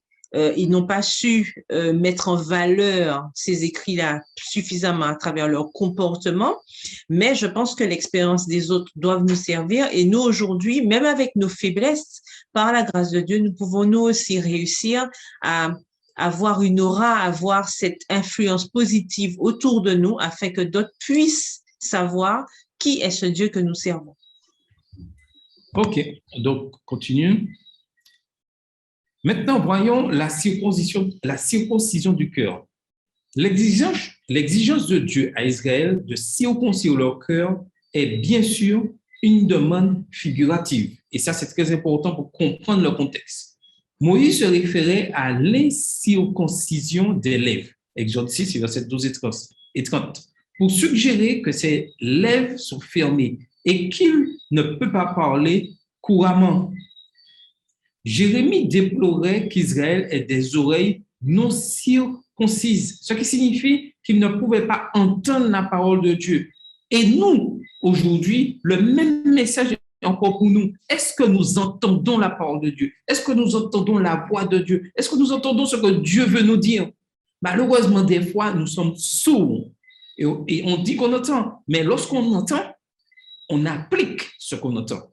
Donc, c'est pour ça que des fois que Dieu dit que nous sommes sourds, le peuple n'entendait pas, c'est-à-dire ne mettait pas en pratique la parole de Dieu. Parce que la circoncision est le signe de l'alliance, Genèse 17, verset 10 et 13, la circoncision du cœur est une image qui symbolise la circoncision intérieure que Paul décrira plus tard comme la conversion du chrétien. Et là intervient un mot important pour nous aujourd'hui. Est-ce que je suis vraiment converti à la parole de Dieu? C'est une procédure que seul Dieu peut accomplir. Deutéronome 30, verset 6. Et là, c'est quelque chose de très important à comprendre, que de nous-mêmes, nous ne pouvons pas arriver. Nous devons laisser Dieu accomplir cette œuvre en nous. Moïse ne suggère pas que la circoncision de la chair était erronée. Non, il ne dit pas ça. Avant d'entrer dans le pays de Canaan, les hommes d'Israël devront être circoncis comme un signe de l'alliance. Josué 5, verset 2. La circoncision du cœur concerne ceux qui sont déjà circoncis de la chair, ceux qui sont sous l'alliance. Après la circoncision de la chair, le renouvellement de l'alliance n'est pas une nouvelle circoncision qui annulerait la précédente, mais un approfondissement de la même alliance de ces lois. Après avoir reçu la lettre de la loi, ils sont maintenant appelés à enraciner leur engagement dans leur cœur. Cela implique non seulement de s'abstenir de faire le mal, mais plus important encore, de ne pas désirer faire le mal. Non seulement s'abstenir de faire du mal, mais engager toute sa vie à faire le bien. Seul l'amour rendra cet engagement possible. Et ça j'aime cette partie-là. S'abstenir de faire le mal, mais plus important encore, de ne pas désirer, s'abstenir de faire le mal, mais s'engager toute sa vie à faire le bien. Et ça, c'est l'œuvre de la sanctification. C'est pourquoi l'exigence de Dieu à ce stade est une alliance basée sur l'amour et est par conséquent plus exigeante et plus approfondie. Maintenant, j'ai quelques questions pour afin de bien comprendre ce que Dieu veut nous dire dans cette partie-là. Qu'est-ce qui rend une alliance fondée sur l'amour plus exigeante qu'une alliance fondée sur la loi? Au même moment, quels sont les risques du fait de mettre l'accent sur l'amour au détriment de la rigueur de la justice? Comment l'image de la circoncision du cœur se rapporte-t-elle à l'image d'un coup recte? Alors, vous avez la parole pour échanger sur ce point-là. Et la deuxième question est vraiment pertinente de notre façon aujourd'hui que nous allons comprendre les choses. Donc, qui voudrait intervenir?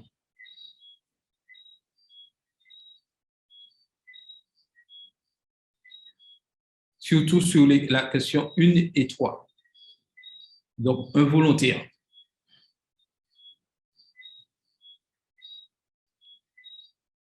Sinon, Carole va nous éclairer à nouveau sur la question.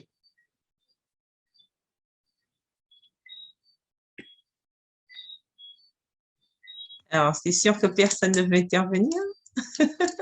Non, en fait, l'alliance qui est fondée sur l'amour, forcément, est plus exigeante parce que c'est une alliance qui sera illimitée. Je m'explique, c'est parce que ce sera fondé, en fait, sur quelque chose de sincère, de réel, qui va durer dans le temps. Tandis que quand c'est fondé uniquement sur la loi, on a plutôt l'impression qu'on fait des choses parce que c'est écrit. On exécute ça parce que on m'a dit, voilà, c'est écrit, donc je le fais. Tandis que quand c'est fondé sur l'amour, en fait, j'agis parce que j'aime Dieu, en fait. C'est pas parce qu'il y a la loi qui m'oblige à que je fais, mais c'est parce que j'aime et je fais. Et forcément, quand je fais quelque chose à partir de l'amour que j'ai, cette chose devient moins compliquée, moins difficile aussi. Mais en même temps, c'est plus exigeant parce que quand j'aime, je n'aime pas blesser quand j'aime, en fait. Donc, il y a plus d'implications émotionnelles, personnelles, quand on fait quelque chose par amour que lorsqu'on fait simplement quelque chose par obligation. Je vais prendre un exemple simple. C'est sûr que quand on est face à un mariage, les gens qui se marient pour des raisons, peut-être, voilà, je me marie pour avoir des papiers ou je me marie parce qu'on m'a obligé à le faire. C'est sûr que ça ne va pas être, ça n'aura pas le même impact qu'un couple qui décide de faire alliance par amour, c'est-à-dire qu'ils ont vraiment ce sentiment, ce partage commun, en fait, qui leur permet de faire cette alliance. Donc, quand il y a l'amour, ça permet de rendre la chose tellement plus facile par rapport à une obligation, que c'est vrai que ça devient plus exigeant aussi parce que j'aurais plus de, comment dire, le terme ne me vient pas. Voilà, j'aurais plus de scrupules, voilà ce que je voulais dire. J'aurais plus de scrupules à faire quelque chose contre quelqu'un que j'aime plutôt que lorsque je fais quelque chose par obligation. Et l'image de la circoncision du cœur, en fait, c'est la circoncision. On sait que c'est, voilà, on sait ce que c'est. C'est juste enlever tout ce qui n'est pas de Dieu. On nous permet en fait que cette partie inutile de ma relation avec Dieu, dans ma relation avec Dieu, c'est-à-dire tout ce qui pourrait venir polluer, salir, déranger cette relation que j'ai avec mon Dieu, puisse partir, puisse disparaître. Puisque quand on a le cou raide, ça veut dire que rien ne... Bon, quand physiquement on a le cou raide, déjà on voit bien, on ne peut pas tourner, on a un torticolis, on n'arrive pas à tourner à droite à gauche, enfin c'est compliqué, d'accord? Et je pense que l'image de la circoncision du cœur, en fait, ça permet de comprendre que lorsque nous laissons la parole de Dieu nous imprégner, en fait, ça nous soulage. En fait, on se sent comme sur un coussin de nuages. Je ne sais pas si on voit ce que je veux dire, mais on se sent beaucoup plus léger parce que on a laissé justement l'Esprit de Dieu agir en nous. Et quand on se ferme justement au conseil que Dieu peut nous donner, à l'instruction que nous pouvons avoir, on se rend bien compte qu'au final, on finit avec une véritable douleur, quoi. C'est un véritable torticolis, en fait, parce qu'on se rend compte que les choix que nous faisons nous mènent directement à un mur et c'est même pas bon ni pour notre santé physique, ni pour notre santé spirituelle. Donc, en laissant Dieu circoncire notre cœur, ben, ça nous permet de voir que il nous aime tellement qu'il va nous permettre d'aller d'avancer avec lui, avec nos difficultés, hein, parce que personne n'a dit que c'était facile, mais il nous permet d'avancer plus facilement avec lui. Donc, on est beaucoup plus à l'aise quand on laisse Dieu agir que lorsqu'on se ferme justement à sa volonté. Tout à fait. Et j'ajoute un point important, parce que oui, quelqu'un voudrait intervenir? C'est bon? Oui, oui. Oui, vas-y, contre, il y a une chose qui me dérange de la question, parce que quand il dit plus exigeante, qu'est-ce qui rend une alliance fondée sur l'amour plus exigeante qu'une alliance fondée sur la loi? Le mot plus exigeante, ça me gêne, parce que moi, je me dis que la loi et l'amour vont de pair, parce que c'est la loi d'amour quand même de Dieu. Mais de là à dire alliance fondée sur l'amour plus exigeante, moi, je me dis que je ne vois pas la pertinence le sens de cette phrase. Parce que quand je lis Deutéronome chapitre 10, à partir du verset 12, me dit, je lis de la version français courant, il dit, et maintenant Israélites, qu'est-ce que le Seigneur, votre Dieu, attend de vous?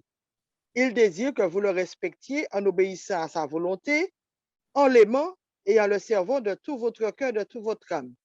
Il désire que vous mettiez en pratique ses commandements, ses lois que je vous communique aujourd'hui pour votre bien. Donc, moi, je me dis, quel est le lien entre alliance que l'amour est alliance plus exigeante, c'est le mot qui me gêne, là, plus exigeante qu'une loi, alors que la loi de Dieu, c'est la loi d'amour et d'obéissance. Oui, mais oui, oui, Philippe. Alors, je veux, et Corinne a parlé de, effectivement, quand on lit l'amour de Dieu, consiste à garder ses commandements ne sont pas pénibles. Donc, comme bon, peut-être le mot exigence, ça veut dire qu'on est obligé, non. Mais quand on fait quelque chose avec amour, ce n'est pas de l'exigence. Donc, l'amour, comme elle dit, que l'amour, ça va de pair. Ça coule comme de l'eau de source. C'est quand on aime, c'est-à-dire qu'on aime, eh bien, il n'y a pas quelque chose de forcé. Ça devient tout naturel. Et quand je prends l'exemple entre Carole et Charles, quand on les voit, il n'y a pas quelque chose de forcé. Donc, il ne va pas exiger que, voilà, non. Je pense que, comme Corinne disait, c'est le mot exigeant qui est un peu pertinent, c'est un peu gênant pour moi. Alors, donc, quand on aime et quand notre cœur est régénéré, notre cœur, comme on dit, est circoncis, ça veut dire qu'on laisse Dieu travailler notre cœur, eh bien, l'amour, et ce sera spontané, c'est-à-dire qu'on va, tout ce que vous voulez que les hommes fassent pour vous, faites-le d'eux-mêmes. Donc, tu aimeras ton prochain comme toi-même. Si nous nous aimons, eh bien, ce sera tout naturellement. Voilà, ça je voulais dire. OK. Carole voulait ajouter quelque chose? Oui, je voulais quand même clarifier le mot exigence parce que l'exigence, en fait, c'est pas ce qui est forcé, hein. Une exigence, c'est ce qui est attendu de quelque chose. Le dictionnaire nous dit, dans le Larousse, on nous dit que c'est ce qui est commandé par les circonstances, la nature, la satisfaction des besoins, des lois, la morale, etc. Ce que quelqu'un réclame d'une autre personne. D'accord? Donc, en fait, c'est l'exigence, c'est ce qui est attendu, c'est ce qui est réclamé. C'est pas quelque chose de forcé. Et c'est pour ça que tout à l'heure, quand je suis intervenue, je faisais cette différence entre la loi l'alliance fondée sur la loi. Donc là, l'alliance fondée sur la loi, justement, on passe à ce qui est forcé parce que la loi dit ça, je fais. Tandis que quand c'est une alliance fondée sur l'amour, c'est ce qui est attendu. Quand je fais quelque chose par amour, forcément, c'est plus exigeant parce que les conséquences sur moi auront plus d'impact. Moi, c'est comme ça que je vois la chose. Quand je vois amour plus exigeant, alliance plus exigeante, hein, une alliance fondée sur l'amour plus exigeante, je ne vois pas justement le côté forcé des choses. Non, au contraire. Lorsque je fais une alliance basée sur l'amour, justement, ça m'incite encore plus, c'est-à-dire que il y a plus qui est attendu de moi. Voilà, il y a plus qui est attendu de moi. L'Éternel attend plus de moi. Quand j'ai compris sa loi, quand j'ai compris son amour pour moi, j'ai compris le sens de son sacrifice, forcément, il y a plus de choses qu'on attend de moi. Voilà, c'est dans ce sens-là que je vois le mot exigence, mais je ne vois pas le mot exigence dans le sens de forcer, puisque ce qui est exigé de moi, c'est ce qu'on attend de moi. Ce que Dieu attend, justement, le verset que Corinne vient de lire, ce que Dieu attend de vous. Ben, on aurait pu mettre ce que Dieu exige de vous. C'est ça, en fait. Donc, c'est ce qui est attendu. L'Éternel attend de nous que nous ayons, justement, de par l'alliance que nous avons faite avec lui, que nous ayons cette attitude qui est liée à cette alliance. Et forcément, on voit par rapport au peuple d'Israël, si on prend l'exemple, le fait que le peuple d'Israël ait été choisi par Dieu, vous serez d'accord avec moi certainement pour dire qu'il y avait une exigence. L'Éternel attendait beaucoup plus des enfants d'Israël que des autres peuples parce qu'il leur avait confié quelque chose. C'est la même chose pour nous. Nous avons une mission qu'on nous a donnée, donc l'exigence est plus forte. On attend beaucoup plus de nous que les autres, puisque nous avons une certaine connaissance. Donc, nous avons une responsabilité qui vient avec. Et l'exigence, c'est dans le sens de cette responsabilité. Voilà, c'est ça que on voulait, c'est dans ce sens que je voulais aller justement quand j'ai parlé de cette différence entre la loi fondée, l'alliance fondée sur la loi, l'alliance fondée sur l'amour, en fait. Oui, Philippe, vous voulez dire quelque chose? Excuse-moi. Attends, Corinne, vas-y, Corinne. Oui, excuse-moi, parce que peut-être qu'on ne s'est pas trop bien compris, parce que ce que je dis, quand je parle plus exigeante, parce que là, j'ai l'impression qu'on fait la différence entre l'amour et la loi. Parce qu'on dit de côté, alliance fondée sur l'amour, et ensuite, alliance fondée sur la loi. Moi, je dis que ce n'est pas alliance fondée, c'est une alliance d'amour et de loi. Mais là, on fait la distinction entre deux choses, c'est-à-dire une alliance fondée, on te dit plus exigeante qu'une alliance fondée sur la loi. Pour moi, il n'y a pas de différence entre la loi et l'amour, puisque les deux font de pair. C'est une alliance qui est basée sur la loi et l'amour. OK. Oui, parce que toi, tu ne fais pas cette différence peut-être, mais il y a d'autres qui font cette différence, puisque quand les gens disent, par exemple, que la loi a été abolie et qu'on n'a plus besoin de respecter la loi, ce sont des personnes qui ont fait une alliance fondée sur la loi, parce qu'ils pensent que l'alliance était fondée sur la loi. Du coup, quand on nous dit que la loi a été abolie, ça veut dire que ça implique quoi? Que je n'ai pas de responsabilité. Est-ce qu'on est d'accord? En général, les gens qui disent ça, ce sont des gens qui ne veulent pas trop respecter les commandements, n'est-ce pas? En particulier le 4e. OK, d'accord. Dans ce sens-là. Tu vois, dans ce sens-là, ben oui. Parce que quand on fait une alliance, oui, c'est ça. Quand on fait une alliance sur la loi, justement, eh bien, qu'est-ce qu'on fait? On est en train d'égrener le truc comme un chapelet et tout. On se dit, non, j'ai pas fait ça. Non, c'est pas ça, justement. L'alliance que Dieu a fait avec nous est basée sur l'amour. Voilà. Et c'est pour ça que c'est immuable et que ça ne change pas et que c'est une alliance éternelle. Exactement. Dans ce cas-là, oui. OK. C'est pourquoi je n'avais pas trop bien compris. Parce que moi, je dis qu'en tant que chrétien, dissocier les deux, il y a un souci. Maintenant, quand tu as expliqué par rapport aux autres personnes qui n'ont pas compris le sens de la loi, d'accord. Tout à fait. Alors, je crois Odile voulait intervenir. Je n'ai pas vu. Non, c'est bon, Charles. Non, ça va. OK, d'accord. Philippe? Non, je suis d'accord. Effectivement, comme elle a bien expliqué que on demande et Carole a bien expliqué que pour l'exigence, c'est-à-dire qu'on va nous demander plus. C'est-à-dire que comme nous sommes la lumière du monde, l'allumant, on va, et bon, c'est bien, bon, ce mot-là, bon, pareil, machin, mais comme elle explique, on va nous demander plus par rapport aux autres. Hein? Donc, nous avons le privilège. C'est un peuple qui a eu le privilège que Dieu les dirige. C'est un peuple qui avait un privilège que Dieu les avait donné la loi. Maintenant, et comme il est dit que Dieu demandera, parce qu'il y a un verset qui dit, on demandera plus à celui qui, je ne sais pas, un verset qui m'échappe là, on va, bon, je n'aime pas l'exigeant, on va demander, ceux qui ont reçu, on va leur demander plus. C'est-à-dire qu'on a des responsabilités. Mais c'est bien, Carole. OK. OK. Donc, je continue. Si tu permets, je voudrais quand même dire par rapport, je pense que la deuxième question, justement, tu peux revenir, voilà. La deuxième question, justement, enfin, complète bien la première question, hein, par rapport à ce que Corinne disait. Au même moment, quels sont les risques du fait de mettre l'accent sur l'amour au détriment de la rigueur de la justice? Donc, on voit bien, effectivement, l'amour et la loi vont de pair parce qu'on ne peut pas mettre l'accent plus sur l'amour et se dire « Ah oui, mais Dieu est amour, donc je n'ai rien à faire. Donc, je peux faire mes petites affaires tranquilles. Comme il m'aime, il ne va pas. » Non, justement. Et c'est d'où la notion de responsabilité dont je parlais tout à l'heure. Forcément, comme j'aime, mon amour va être accompagné de la loi. Je ne peux pas dire que j'aime et me dire que ça ira dans tous les sens et que je n'aurai pas une barrière. L'amour amène forcément un cadre.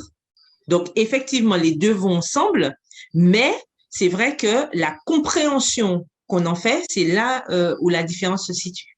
Voilà, c'est tout ce que je voulais ajouter. OK. Donc, ce que je voulais surtout dire sur ce point-là, qu'il ne faut pas dissocier l'amour et la loi. Lorsqu'on cherche à dissocier l'un de l'autre, et c'est là la question que vous voulez amener à ça, on se met en difficulté. Soit je vais mettre l'amour au-dessus et je vais tout accepter, soit je vais mettre la loi et je ne vais rien accepter, je vais dire c'est comme ça. Donc, et c'est là l'importance de pouvoir être dirigé par le Saint-Esprit et faire les choses. Et ceux qui sont, surtout comme Carole le disait, contre le 4e commandement, disent que la loi est abolie et que c'est l'amour. Parce qu'il n'y a pas de principe, c'est l'amour, Dieu va comprendre tout. Et il est important que le même Dieu qui est amour, c'est le même Dieu qui a écrit la loi. Donc, il est important d'aller dans ce sens-là et pouvoir faire avancer les choses. Donc, nous allons passer à la dernière partie de notre leçon de cette semaine. Ce qui est intriguant, c'est que la première application du commandement d'aimer le Seigneur est le fait d'aimer l'étranger. Pourquoi Dieu a-t-il demandé à Israël d'aimer l'étranger? Et c'est une question que nous pourrions se demander pour nous aujourd'hui. Pourquoi Dieu nous demande d'aimer l'étranger? Deux raisons peuvent être énumérées ici. Les raisons de justifier cette exigence et deuxièmement, les raisons de les préparer à la sainteté. Pourquoi aimer l'étranger? Parce que Dieu lui-même aime l'étranger. Cette raison est enracinée dans la foi au Créateur qui possède les cieux et la terre, Deutéronome 10, verset 14. Deux principes sont implicites dans cette raison. Tout d'abord, il y a le principe que Dieu a créé l'étranger à son image, imago Dei. Le deuxième principe découle du premier, c'est le principe de l'imitation de Dieu, imitatio Dei, par ses serviteurs. Cette raison est basée, le principe qu'Israël était étranger, est basé sur « tu aimeras ton prochain comme toi-même », Lévitique 19, verset 18. Et tout ceci nous amène à un but. Tout le démétranger, c'est se préparer à rencontrer Dieu. Dieu est un Dieu grand, Deutéronome 10, verset 17. Il est le Saint, qui est essentiellement différent de nous les humains. La meilleure pédagogie de la façon d'aimer Dieu pourrait être d'apprendre à aimer celui qui est différent, l'étranger. Vous voyez bien le paradoxe. Le fait d'aimer Dieu pourrait être d'apprendre à aimer celui qui est différent, l'étranger, puisque Dieu est différent de nous. Et tout ceci nous amène à nous préparer à rencontrer d'autres personnes. En tant qu'ancien esclave, Israël a dû apprendre à voir les autres, non seulement comme des maîtres cruels qu'il détestait, mais aussi comme des voisins avec qui communier, partager et aimer, car l'expérience de l'amour s'enrichit et se renforce quand elle est vécue entre deux personnes différentes. Et aussi, ça nous amène à nous préparer à façonner et à accomplir notre destin en tant qu'étrangers, puisque nous sommes étrangers sur cette terre. En tant qu'anciens nomades dans le désert, Israël a dû apprendre la voie de la sainteté et la valeur de vivre avec des gens différents sans compromettre sa propre identité sainte. Et ça, c'est ce que Dieu nous demande à être aujourd'hui en tant que chrétiens adventistes du 7e jour.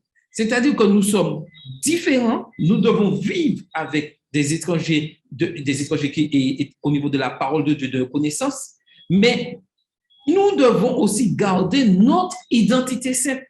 Et c'est là aujourd'hui que nous avons un problème. Nous voulons nous mouler dans le monde, faire comme eux pour attirer. Et ce n'est pas ce que Dieu nous demande. Dieu nous demande d'aimer l'étranger sans compromettre notre identité sainte. De la même manière, Abraham, Joseph et Daniel ont dû apprendre à vivre avec la tension entre le devoir de sainteté et le devoir d'amour. Pour nous aujourd'hui, au XXIe siècle, c'est la même chose. Dans ce monde où des conflits persistent, des guerres persistent, des différends, tout le monde a une opinion. En plus, nous, en Martinique, nous avons la culture, entre guillemets, de l'esclavage où il y a des tensions entre blancs, noirs, béquets, etc. Quelle est notre attitude en tant que chrétiens adventistes du 7e jour dans cette histoire? Nous devons aimer tout le monde et le montrer dans notre fonctionnement. Nous vivons dans un monde de tension, mais nous avons un devoir de sainteté et un devoir d'amour. Et nous devons réfléchir à cette question-là. Excuse-moi, oui. Donc en quelque sorte, on ne doit pas entrer dans cette polémique blanc, noir, et voilà, béquet, tout ça. Donc, on doit être simple. C'est-à-dire que quand Dieu dit d'aimer l'étranger, c'est-à-dire que moi, je ne vois pas étranger, et quand je vois étranger de différentes nationalités, je vois l'humanité, je vois un être humain que Dieu a créé. Donc, je pense que c'est important qu'on ne doit pas, en tant que chrétien, on ne doit pas entrer dans ce conflit de l'esclavage, de tout ça, ça n'amène à rien. Moi, quand je vois un étranger, je vois c'est une créature de Dieu, point barre. Oui, Carole voulait intervenir? Oui, je voulais dire, oui, je vais tout à fait dans le sens de ce que Philippe vient de dire. Alors, juste pour préciser, alors, le verset dont Philippe parlait tout à l'heure, c'est Luc 12, le verset 48. On nous dit à celui qui sera donné beaucoup, on demandera beaucoup. Et puis, par rapport à ce qu'on disait pour l'étranger, effectivement, je pense que non seulement sur le point de vue spirituel, mais sur le point de vue aussi social, l'Éternel a voulu montrer à Israël qu'il ne devait pas faire exception de qui que ce soit aussi, parce que il faut pas oublier qu'ils étaient en partance pour Canaan, et donc sur le chemin, il y avait quelques destructions à prévoir. Mais malgré le fait que l'Éternel leur donnait des instructions pour pouvoir malheureusement détruire ceux qui allaient empêcher au plan de se faire. On a vu à travers cette semaine qu'il y a toujours eu un reste, il y a toujours eu des exceptions, il y a eu des Cananéens qui ont aussi accepté aussi de reconnaître que Dieu était le Dieu saint et le Dieu tout-puissant, puisqu'on a vu avec l'histoire de Rahab, par exemple, Rahab ne faisait pas partie du peuple d'Israël. Or, elle est dans la généalogie de Jésus. Donc, on a beaucoup d'exemples comme ça quand on relit la généalogie de Jésus. Il n'y a pas que des juifs, entre guillemets. Et je pense que ça aussi, c'est une leçon pour nous aujourd'hui parce que malheureusement, on peut trouver au sein des communautés ce clivage et puis ce clanisme parfois qui existe à un tel et de telle région, un tel, parfois même Guadeloupe, Martinique, il y a une différence. Haïti, nana, il y a une différence. Enfin, ça ne devrait pas exister. Ça ne devrait pas exister à l'Église puisque devant Dieu, tout le monde est égaux et Dieu ne fait pas cette différence. Et c'est probablement pour ça aussi qu'il voulait faire comprendre aux enfants d'Israël que l'étranger qui est dans vos portes aussi, n'oubliez pas que vous aussi, vous avez été en extérieur. Donc, l'étranger qui est dans vos portes, vous devez aussi le respecter et avoir la même déférence, le même respect envers cette personne. Et c'est pas parce que vous êtes une nation justement élue que vous devez estimer que celui qui vient, qui ne serait pas juif ou qui ne serait pas descendant d'Abraham, d'Isaac ou de Jacob, ne serait pas digne justement de me connaître. Donc, je pense déjà qu'à ce niveau-là, nous devons faire attention à ne pas avoir ce genre de tension que nous retrouvons malheureusement parfois dans nos communautés. Et ça, c'est vraiment dommage. Donc, nous devons nous aimer, point barre. Et ne pas rentrer tout à fait dans ces histoires de conflits parce que malheureusement, on voit que on fait cette erreur de rentrer dans des conflits blancs, noirs, jaunes, etc., ou quel que soit. Ça ne devrait pas se faire non plus. En tant qu'enfants de Dieu, nous n'avons pas à rentrer dans des débats politiques qui mène justement à faire ce distinguo entre les gens parce que nous avons une autre bataille à mener. Nous avons une autre mission et c'est pas celle de séparer les gens, mais c'est celle justement d'unir. Et ce qui nous unit, justement, c'est notre connaissance de Dieu. Et c'est là que nous devons mener les gens. Et sur le plan spirituel, rapidement sur le plan spirituel, nous devons aussi penser que l'étranger est aussi quelqu'un que je peux amener, que je dois emmener aussi à Christ. Et donc, il peut aussi faire partie des enfants de Dieu. Donc, je dois aussi être en capacité d'apporter l'évangile à cette personne-là aussi et je ne dois faire exception de personne sur ce plan-là non plus. Oui, Corinne, tu as demandé la parole. Eh bien, j'aborde un petit peu dans le sens de Carole parce que quand on lit Deutéronome chapitre 10, le verset 17 et 18, ça te dit, en effet, il est le Dieu des dieux, le Seigneur des seigneurs, le Dieu grand, puissant et redoutable, qui n'avantage personne et ne se laisse pas corrompre par des cadeaux. Il prend la défense des orphelins et des veuves et il manifeste son amour pour les étrangers installés chez vous, en leur donnant de la nourriture et des vêtements. Vous donc aussi, aimez les étrangers qui sont parmi vous. Et puis là, c'est le clou. Le Seigneur leur dit, rappelez-vous que vous aussi, vous étiez des étrangers en Égypte. Ça veut dire, rappelez-vous qu'on vous a déportés, rappelez-vous qu'on vous a opprimés. Donc, n'agissez pas de la même manière, en quelque sorte. C'est ce que Dieu veut. Et comme a dit Carole aussi, parfois, nous aussi, dans nos communautés, nous dépressions certaines personnes par rapport à notre nationalité. Par exemple, je suis martiniquaise, l'autre est haïtienne, l'autre est séclucien, alors qu'il ne devait pas avoir ce genre de clivage dans nos églises. Nous sommes tous des frères et sœurs parce que Dieu nous a réunis tous. En mourant sur la croix, il a réuni toute l'humanité. Donc, ça veut dire qu'on ne doit pas faire de différence. Et je vais encore plus loin, même parfois, il y a de ceux qui exploitent nos frères étrangers. Et c'est là où Dieu ne veut pas non plus, parce qu'on a tendance à dire, comme il est haïtien ou bien les séclusiens, qu'on l'exploite, on ne le considère pas comme Martiniquais, on ne le traite pas de la même manière, c'est-à-dire que si il a fait un travail, par exemple, le Martiniquais, on va lui donner 300 €, et puis lui, on va lui donner 10 €. C'est dans ce sens aussi que Dieu dit qu'il faut aimer l'étranger aussi dans ce sens, c'est-à-dire le respecter, le traiter de la même manière que chacun d'entre nous. Voilà ce que je vous ai ajouté par rapport à cela aussi. Tout à fait, nous sommes tout à fait d'accord. Donc, on continue. Donc, aussi, il nous est appelé à aimer les orphelins et les veuves. Le traité d'alliance de Deutéronome ne définit pas l'amour, mais il indique clairement que l'amour est une catégorie divine. Ce n'est qu'à travers Dieu qu'Israël peut comprendre et accomplir le commandement de l'amour. Et ceci vaut pour nous aujourd'hui. D'autre part, il est significatif que la foi dit il est l'administration de la justice de Dieu en faveur de l'orphelin et de la veuve. Deutéronome 10, verset 18, comparé à Deutéronome 24, les versets 17 à 22. Et il est important de comprendre là cette question. Pourquoi l'exigence d'aimer l'orphelin et la veuve est-elle associée à l'exigence d'aimer l'étranger?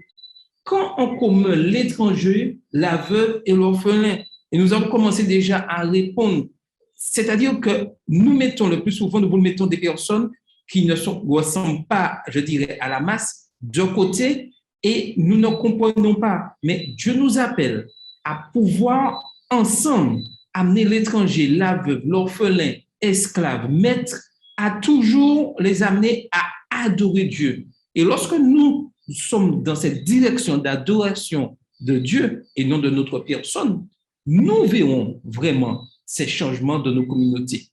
Est-ce que quelqu'un voudrait ajouter quelque chose avant que je puisse conclure? Non, je voulais juste ajouter à tout ça qu'effectivement, c'est... oui, Corinne, vas-y, Corinne. Vas-y, Corinne. Ce que je veux dire, c'est que ce qu'ils ont en commun, c'est-à-dire, ce sont des gens qui, le plus souvent, sont exclus de la société. Et c'est pourquoi Dieu dit qu'il faut aimer ces catégories de personnes parce que la veuve, à l'époque d'Israël, la veuve, elle était dépourvue de tout. C'est son mari qui avait tout. Et une fois qu'elle était veuve, eh bien, elle était dépréciée. L'orphelin, c'est quand elle avait perdu de ses parents. Et l'étranger, c'est celui qui n'était pas du pays. Donc, le point commun, c'est-à-dire qu'ils étaient exclus. Et c'est pourquoi Dieu va dire qu'il faut les aimer encore davantage parce qu'ils sont les plus reclus de la société. Voilà ce que je voulais ajouter. Tout à fait.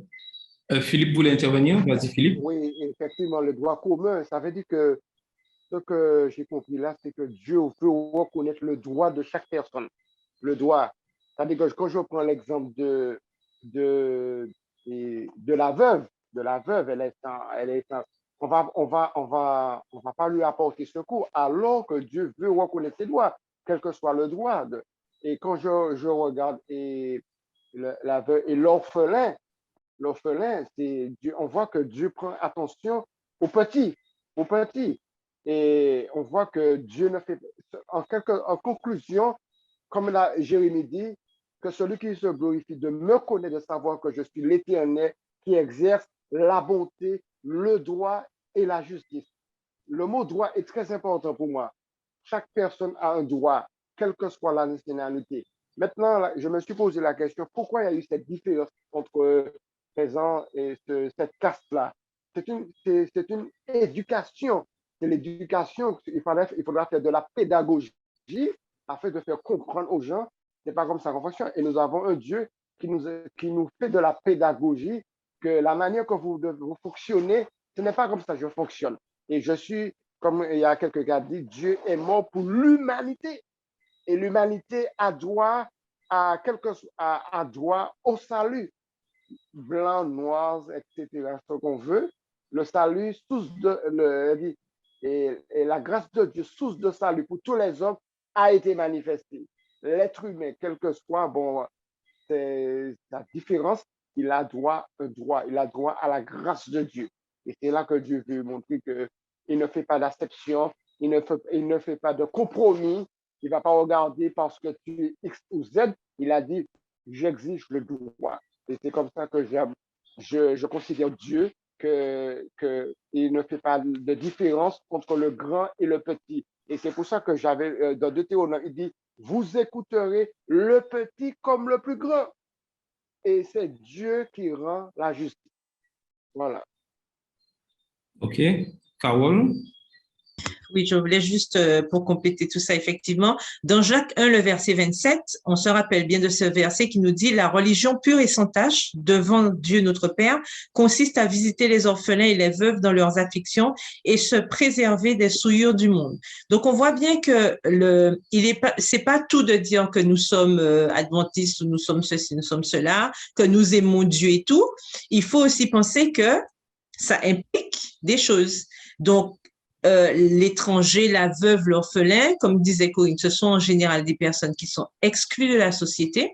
Mais il ne faut pas oublier que spirituellement, nous aussi, nous sommes étrangers, veuves ou orphelins parce que nous aussi, comme nous sommes censés être différents, forcément, ça amène parfois du rejet. Spirituellement parlant, nous sommes dans cette même catégorie. Et donc, par rapport à ça, nous devons aussi penser que comme nous sommes différents, on peut être amené à être rejeté parce que nous observons, nous faisons tout par la grâce de Dieu pour être des personnes qui respectons sa parole, la parole de Dieu.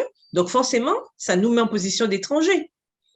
Ça nous met en position d'étrangers aussi. Donc, nous devons penser que par rapport à cette position-là, nous sommes amenés à faire des choses pour permettre aux autres de se rendre compte que tout le monde doit être considéré de la même manière. Et de même qu'en tant qu'étrangers spirituels, nous avons cette mission, comme les enfants d'Israël l'avaient au départ, nous aussi, nous devons faire pareil et permettre aux gens, et Philippe parlait de pédagogie, de comprendre qu'avec Dieu, tout le monde est sur le même piédestal.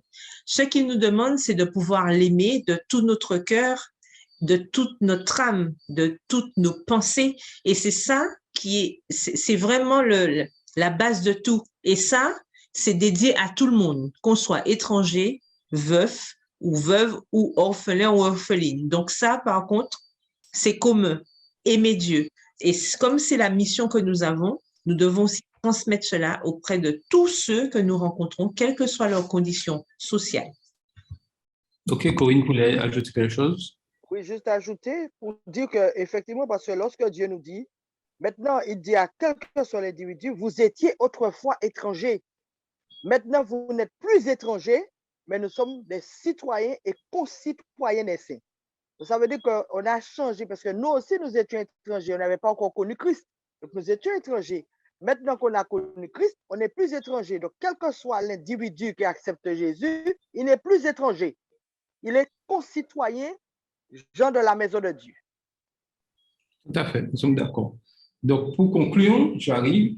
Dans Les Misérables de Victor Hugo, le voleur Jean Valjean a compris enfin la valeur du pardon et de la miséricorde lorsque son patron lui donna l'argenterie qu'il avait volée.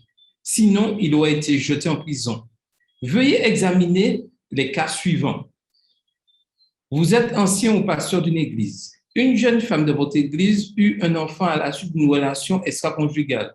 Plusieurs années plus tard, leur couple vient à vous et vous demande d'effectuer leur cérémonie de mariage. Ils sont tous les deux adventistes. Comment allez-vous gérer cette affaire? Et tout ça, c'est pour nous appeler à réfléchir. Ensuite, quelles sont les motivations qui guident vos choix politiques? Choisissez-vous votre parti politique sur la base de programmes nationalistes, d'intérêts égoïstes ou plus sur la justice sociale, à l'attention donnée aux pauvres, aux veuves et aux orphelins? Un mendiant ivre vous demande de l'argent parce qu'il dit avoir faim et n'avoir pas eu de vrai repas depuis de nombreux jours. Comment allez-vous répondre à sa demande n'ayant aucune garantie qu'il n'utilisera pas cet argent pour acheter de l'alcool? Que diriez-vous à une femme de votre communauté religieuse qui vous dit qu'elle ne vous aime pas, mais à cause de Dieu, elle s'efforcera de vous aimer? Comment réagissez-vous? Et ces 4 questions sont là pour nous permettre de bien réfléchir sur comment notre attitude, comment nous agissons au sein de l'Église et comment vraiment nous agissons en amour tout en respectant les principes de l'Église, la loi de Dieu. Et tout ça pour nous amener à réfléchir et surtout à nous laisser diriger par le Saint-Esprit. Parce que ces questions que nous avons vues, ces 4 questions-là, ne se répondent pas par oui ou par non, mais c'est par notre relation avec Dieu, par le travail que le Saint-Esprit fera en nous, que nous arriverons à répondre à ces questions et que nous agirons toujours avec amour dans tout ce que nous faisons. Est-ce que quelqu'un voudrait ajouter une dernière chose pour compléter? Juste une dernière chose par rapport à cette dernière question que tu as notée. Voilà un exemple, à mon sens, qui reflète bien cette idée de l'amour, de l'alliance qui est basée sur l'amour. Puisqu'on voit bien que cette dame, elle dit qu'elle m'aime pas, mais à cause de Dieu, elle va s'efforcer de le faire. Donc, ça veut dire, si elle dit à cause de Dieu, en tout cas, dans le souhait, c'est qu'elle puisse laisser l'Esprit Saint la guider, parce que nous savons qu'on ne peut pas dire aimer Dieu et ne pas aimer son prochain. De toute évidence, cette personne l'a compris, puisqu'elle dit qu'à cause de Dieu, elle s'efforcera d'aimer. Donc, on voit bien, voilà un exemple de l'alliance, justement, basée sur l'amour. Tout à fait. Mais si elle te dit, oui, mais d'accord, Carole, mais là, elle te dit, à cause de Dieu qu'elle s'efforce de t'aimer, ça veut dire que si ce n'était pas Dieu, elle ne t'aurait jamais aimé. Donc, ça veut dire que mais justement, ce serait une alliance sur la loi, c'est ça. Voilà, ce serait l'alliance de la loi. Ben oui, parce que si, donc ça veut dire que donc elle ne t'aimera jamais comme elle devrait t'aimer normalement. Mais non, mais justement, elle dit, elle s'efforcera de vous aimer à cause de Dieu. Ça veut dire qu'elle laissera Dieu faire cette transformation dans son cœur. Parce que sinon, quoi, elle n'ira pas au ciel si elle ne peut pas aimer, parce que c'est la base même de tout. Donc, vous voyez bien, Attends, mais quand elle dit c'est forcé, ça veut dire qu'elle prend sur elle-même, hein? C'est-à-dire que c'est fort, c'est-à-dire que ce n'est pas quelque chose qui vient du cœur. Hein? Mais Corinne, oui, mais Corinne, laissera Dieu transformer sa vie. Attendez, mais voilà ce qui va rendre cette chose-là faisable, c'est la manière comment, vous voyez la deuxième partie, comment je vais réagir. Est-ce que je vais penser que c'est parce que Dieu, elle s'efforce, c'est une obligation et que vraiment, entre guillemets, elle est hypocrite, ou je vais dire qu'elle va laisser Dieu transformer sa vie afin de m'aimer? Est-ce que vous voyez l'aspect des choses? Ma réaction va déterminer des fois comment l'autre va vraiment pouvoir m'aimer, pouvoir apporter ce changement en lui. Et c'est pour ça qu'il est important de pouvoir réagir correctement et ne pas chercher le mal partout.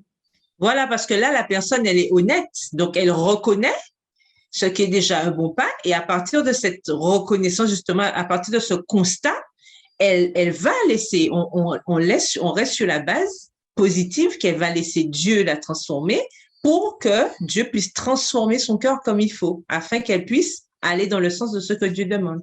Alors, je crois que Yolette voulait ajouter quelque chose. Alors, ce que je voulais dire, c'est pas pour vous faire rire, hein, mais c'est pour vous rappeler que vous êtes français. Le français est très élastique. Hein. Moi, je comprends la sœur. Je comprends la sœur à mon sens.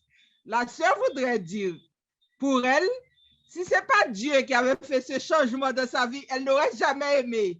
C'est à cause de l'amour de Dieu qui vit en elle qui va l'amener à aimer l'autre. Voilà, c'est à ma manière, à ma compréhension. Hein?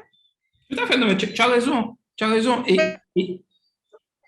Et ce qui va améliorer les choses, c'est la manière que je vais réagir par rapport, parce que déjà la soeur vient me dire ça. J'ai 2 réactions. Soit je dis Dieu vraiment transforme et elle laisse transformer, soit je vais dire qu'elle est hypocrite et ma réaction risque d'avoir des conséquences. Pas ma réaction a des conséquences sur la relation de cette personne avec moi. Est-ce que vous voyez ce que je veux dire?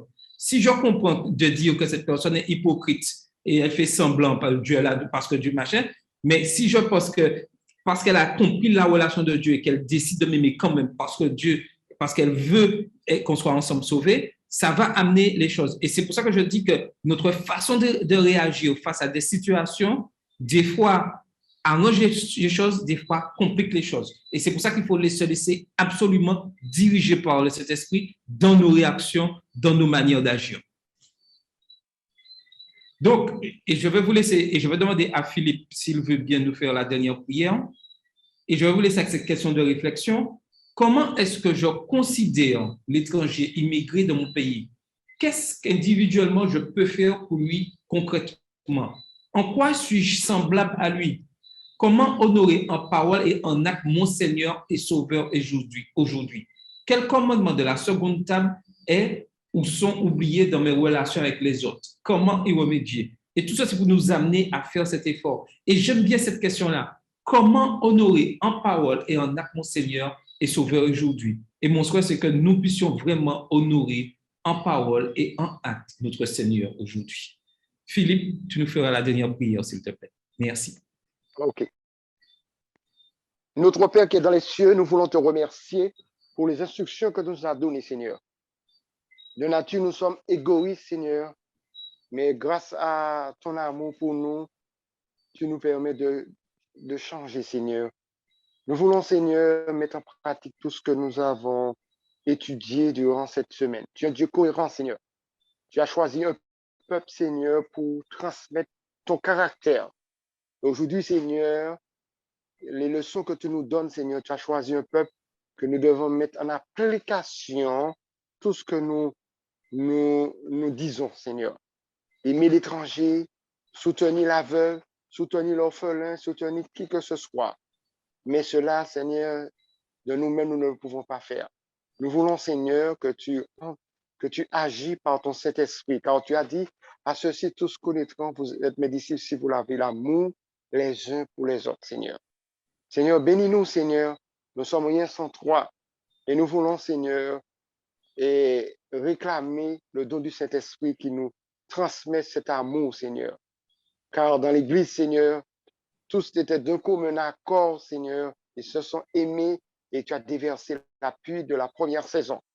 Seigneur, pour déverser cette pluie, la seconde pluie, l'amour doit être dans ton peuple, Seigneur, afin que des hommes et des femmes puissent voir Jésus en nous.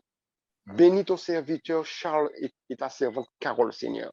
Vers les assister, vers les encourager à persévérer, Seigneur.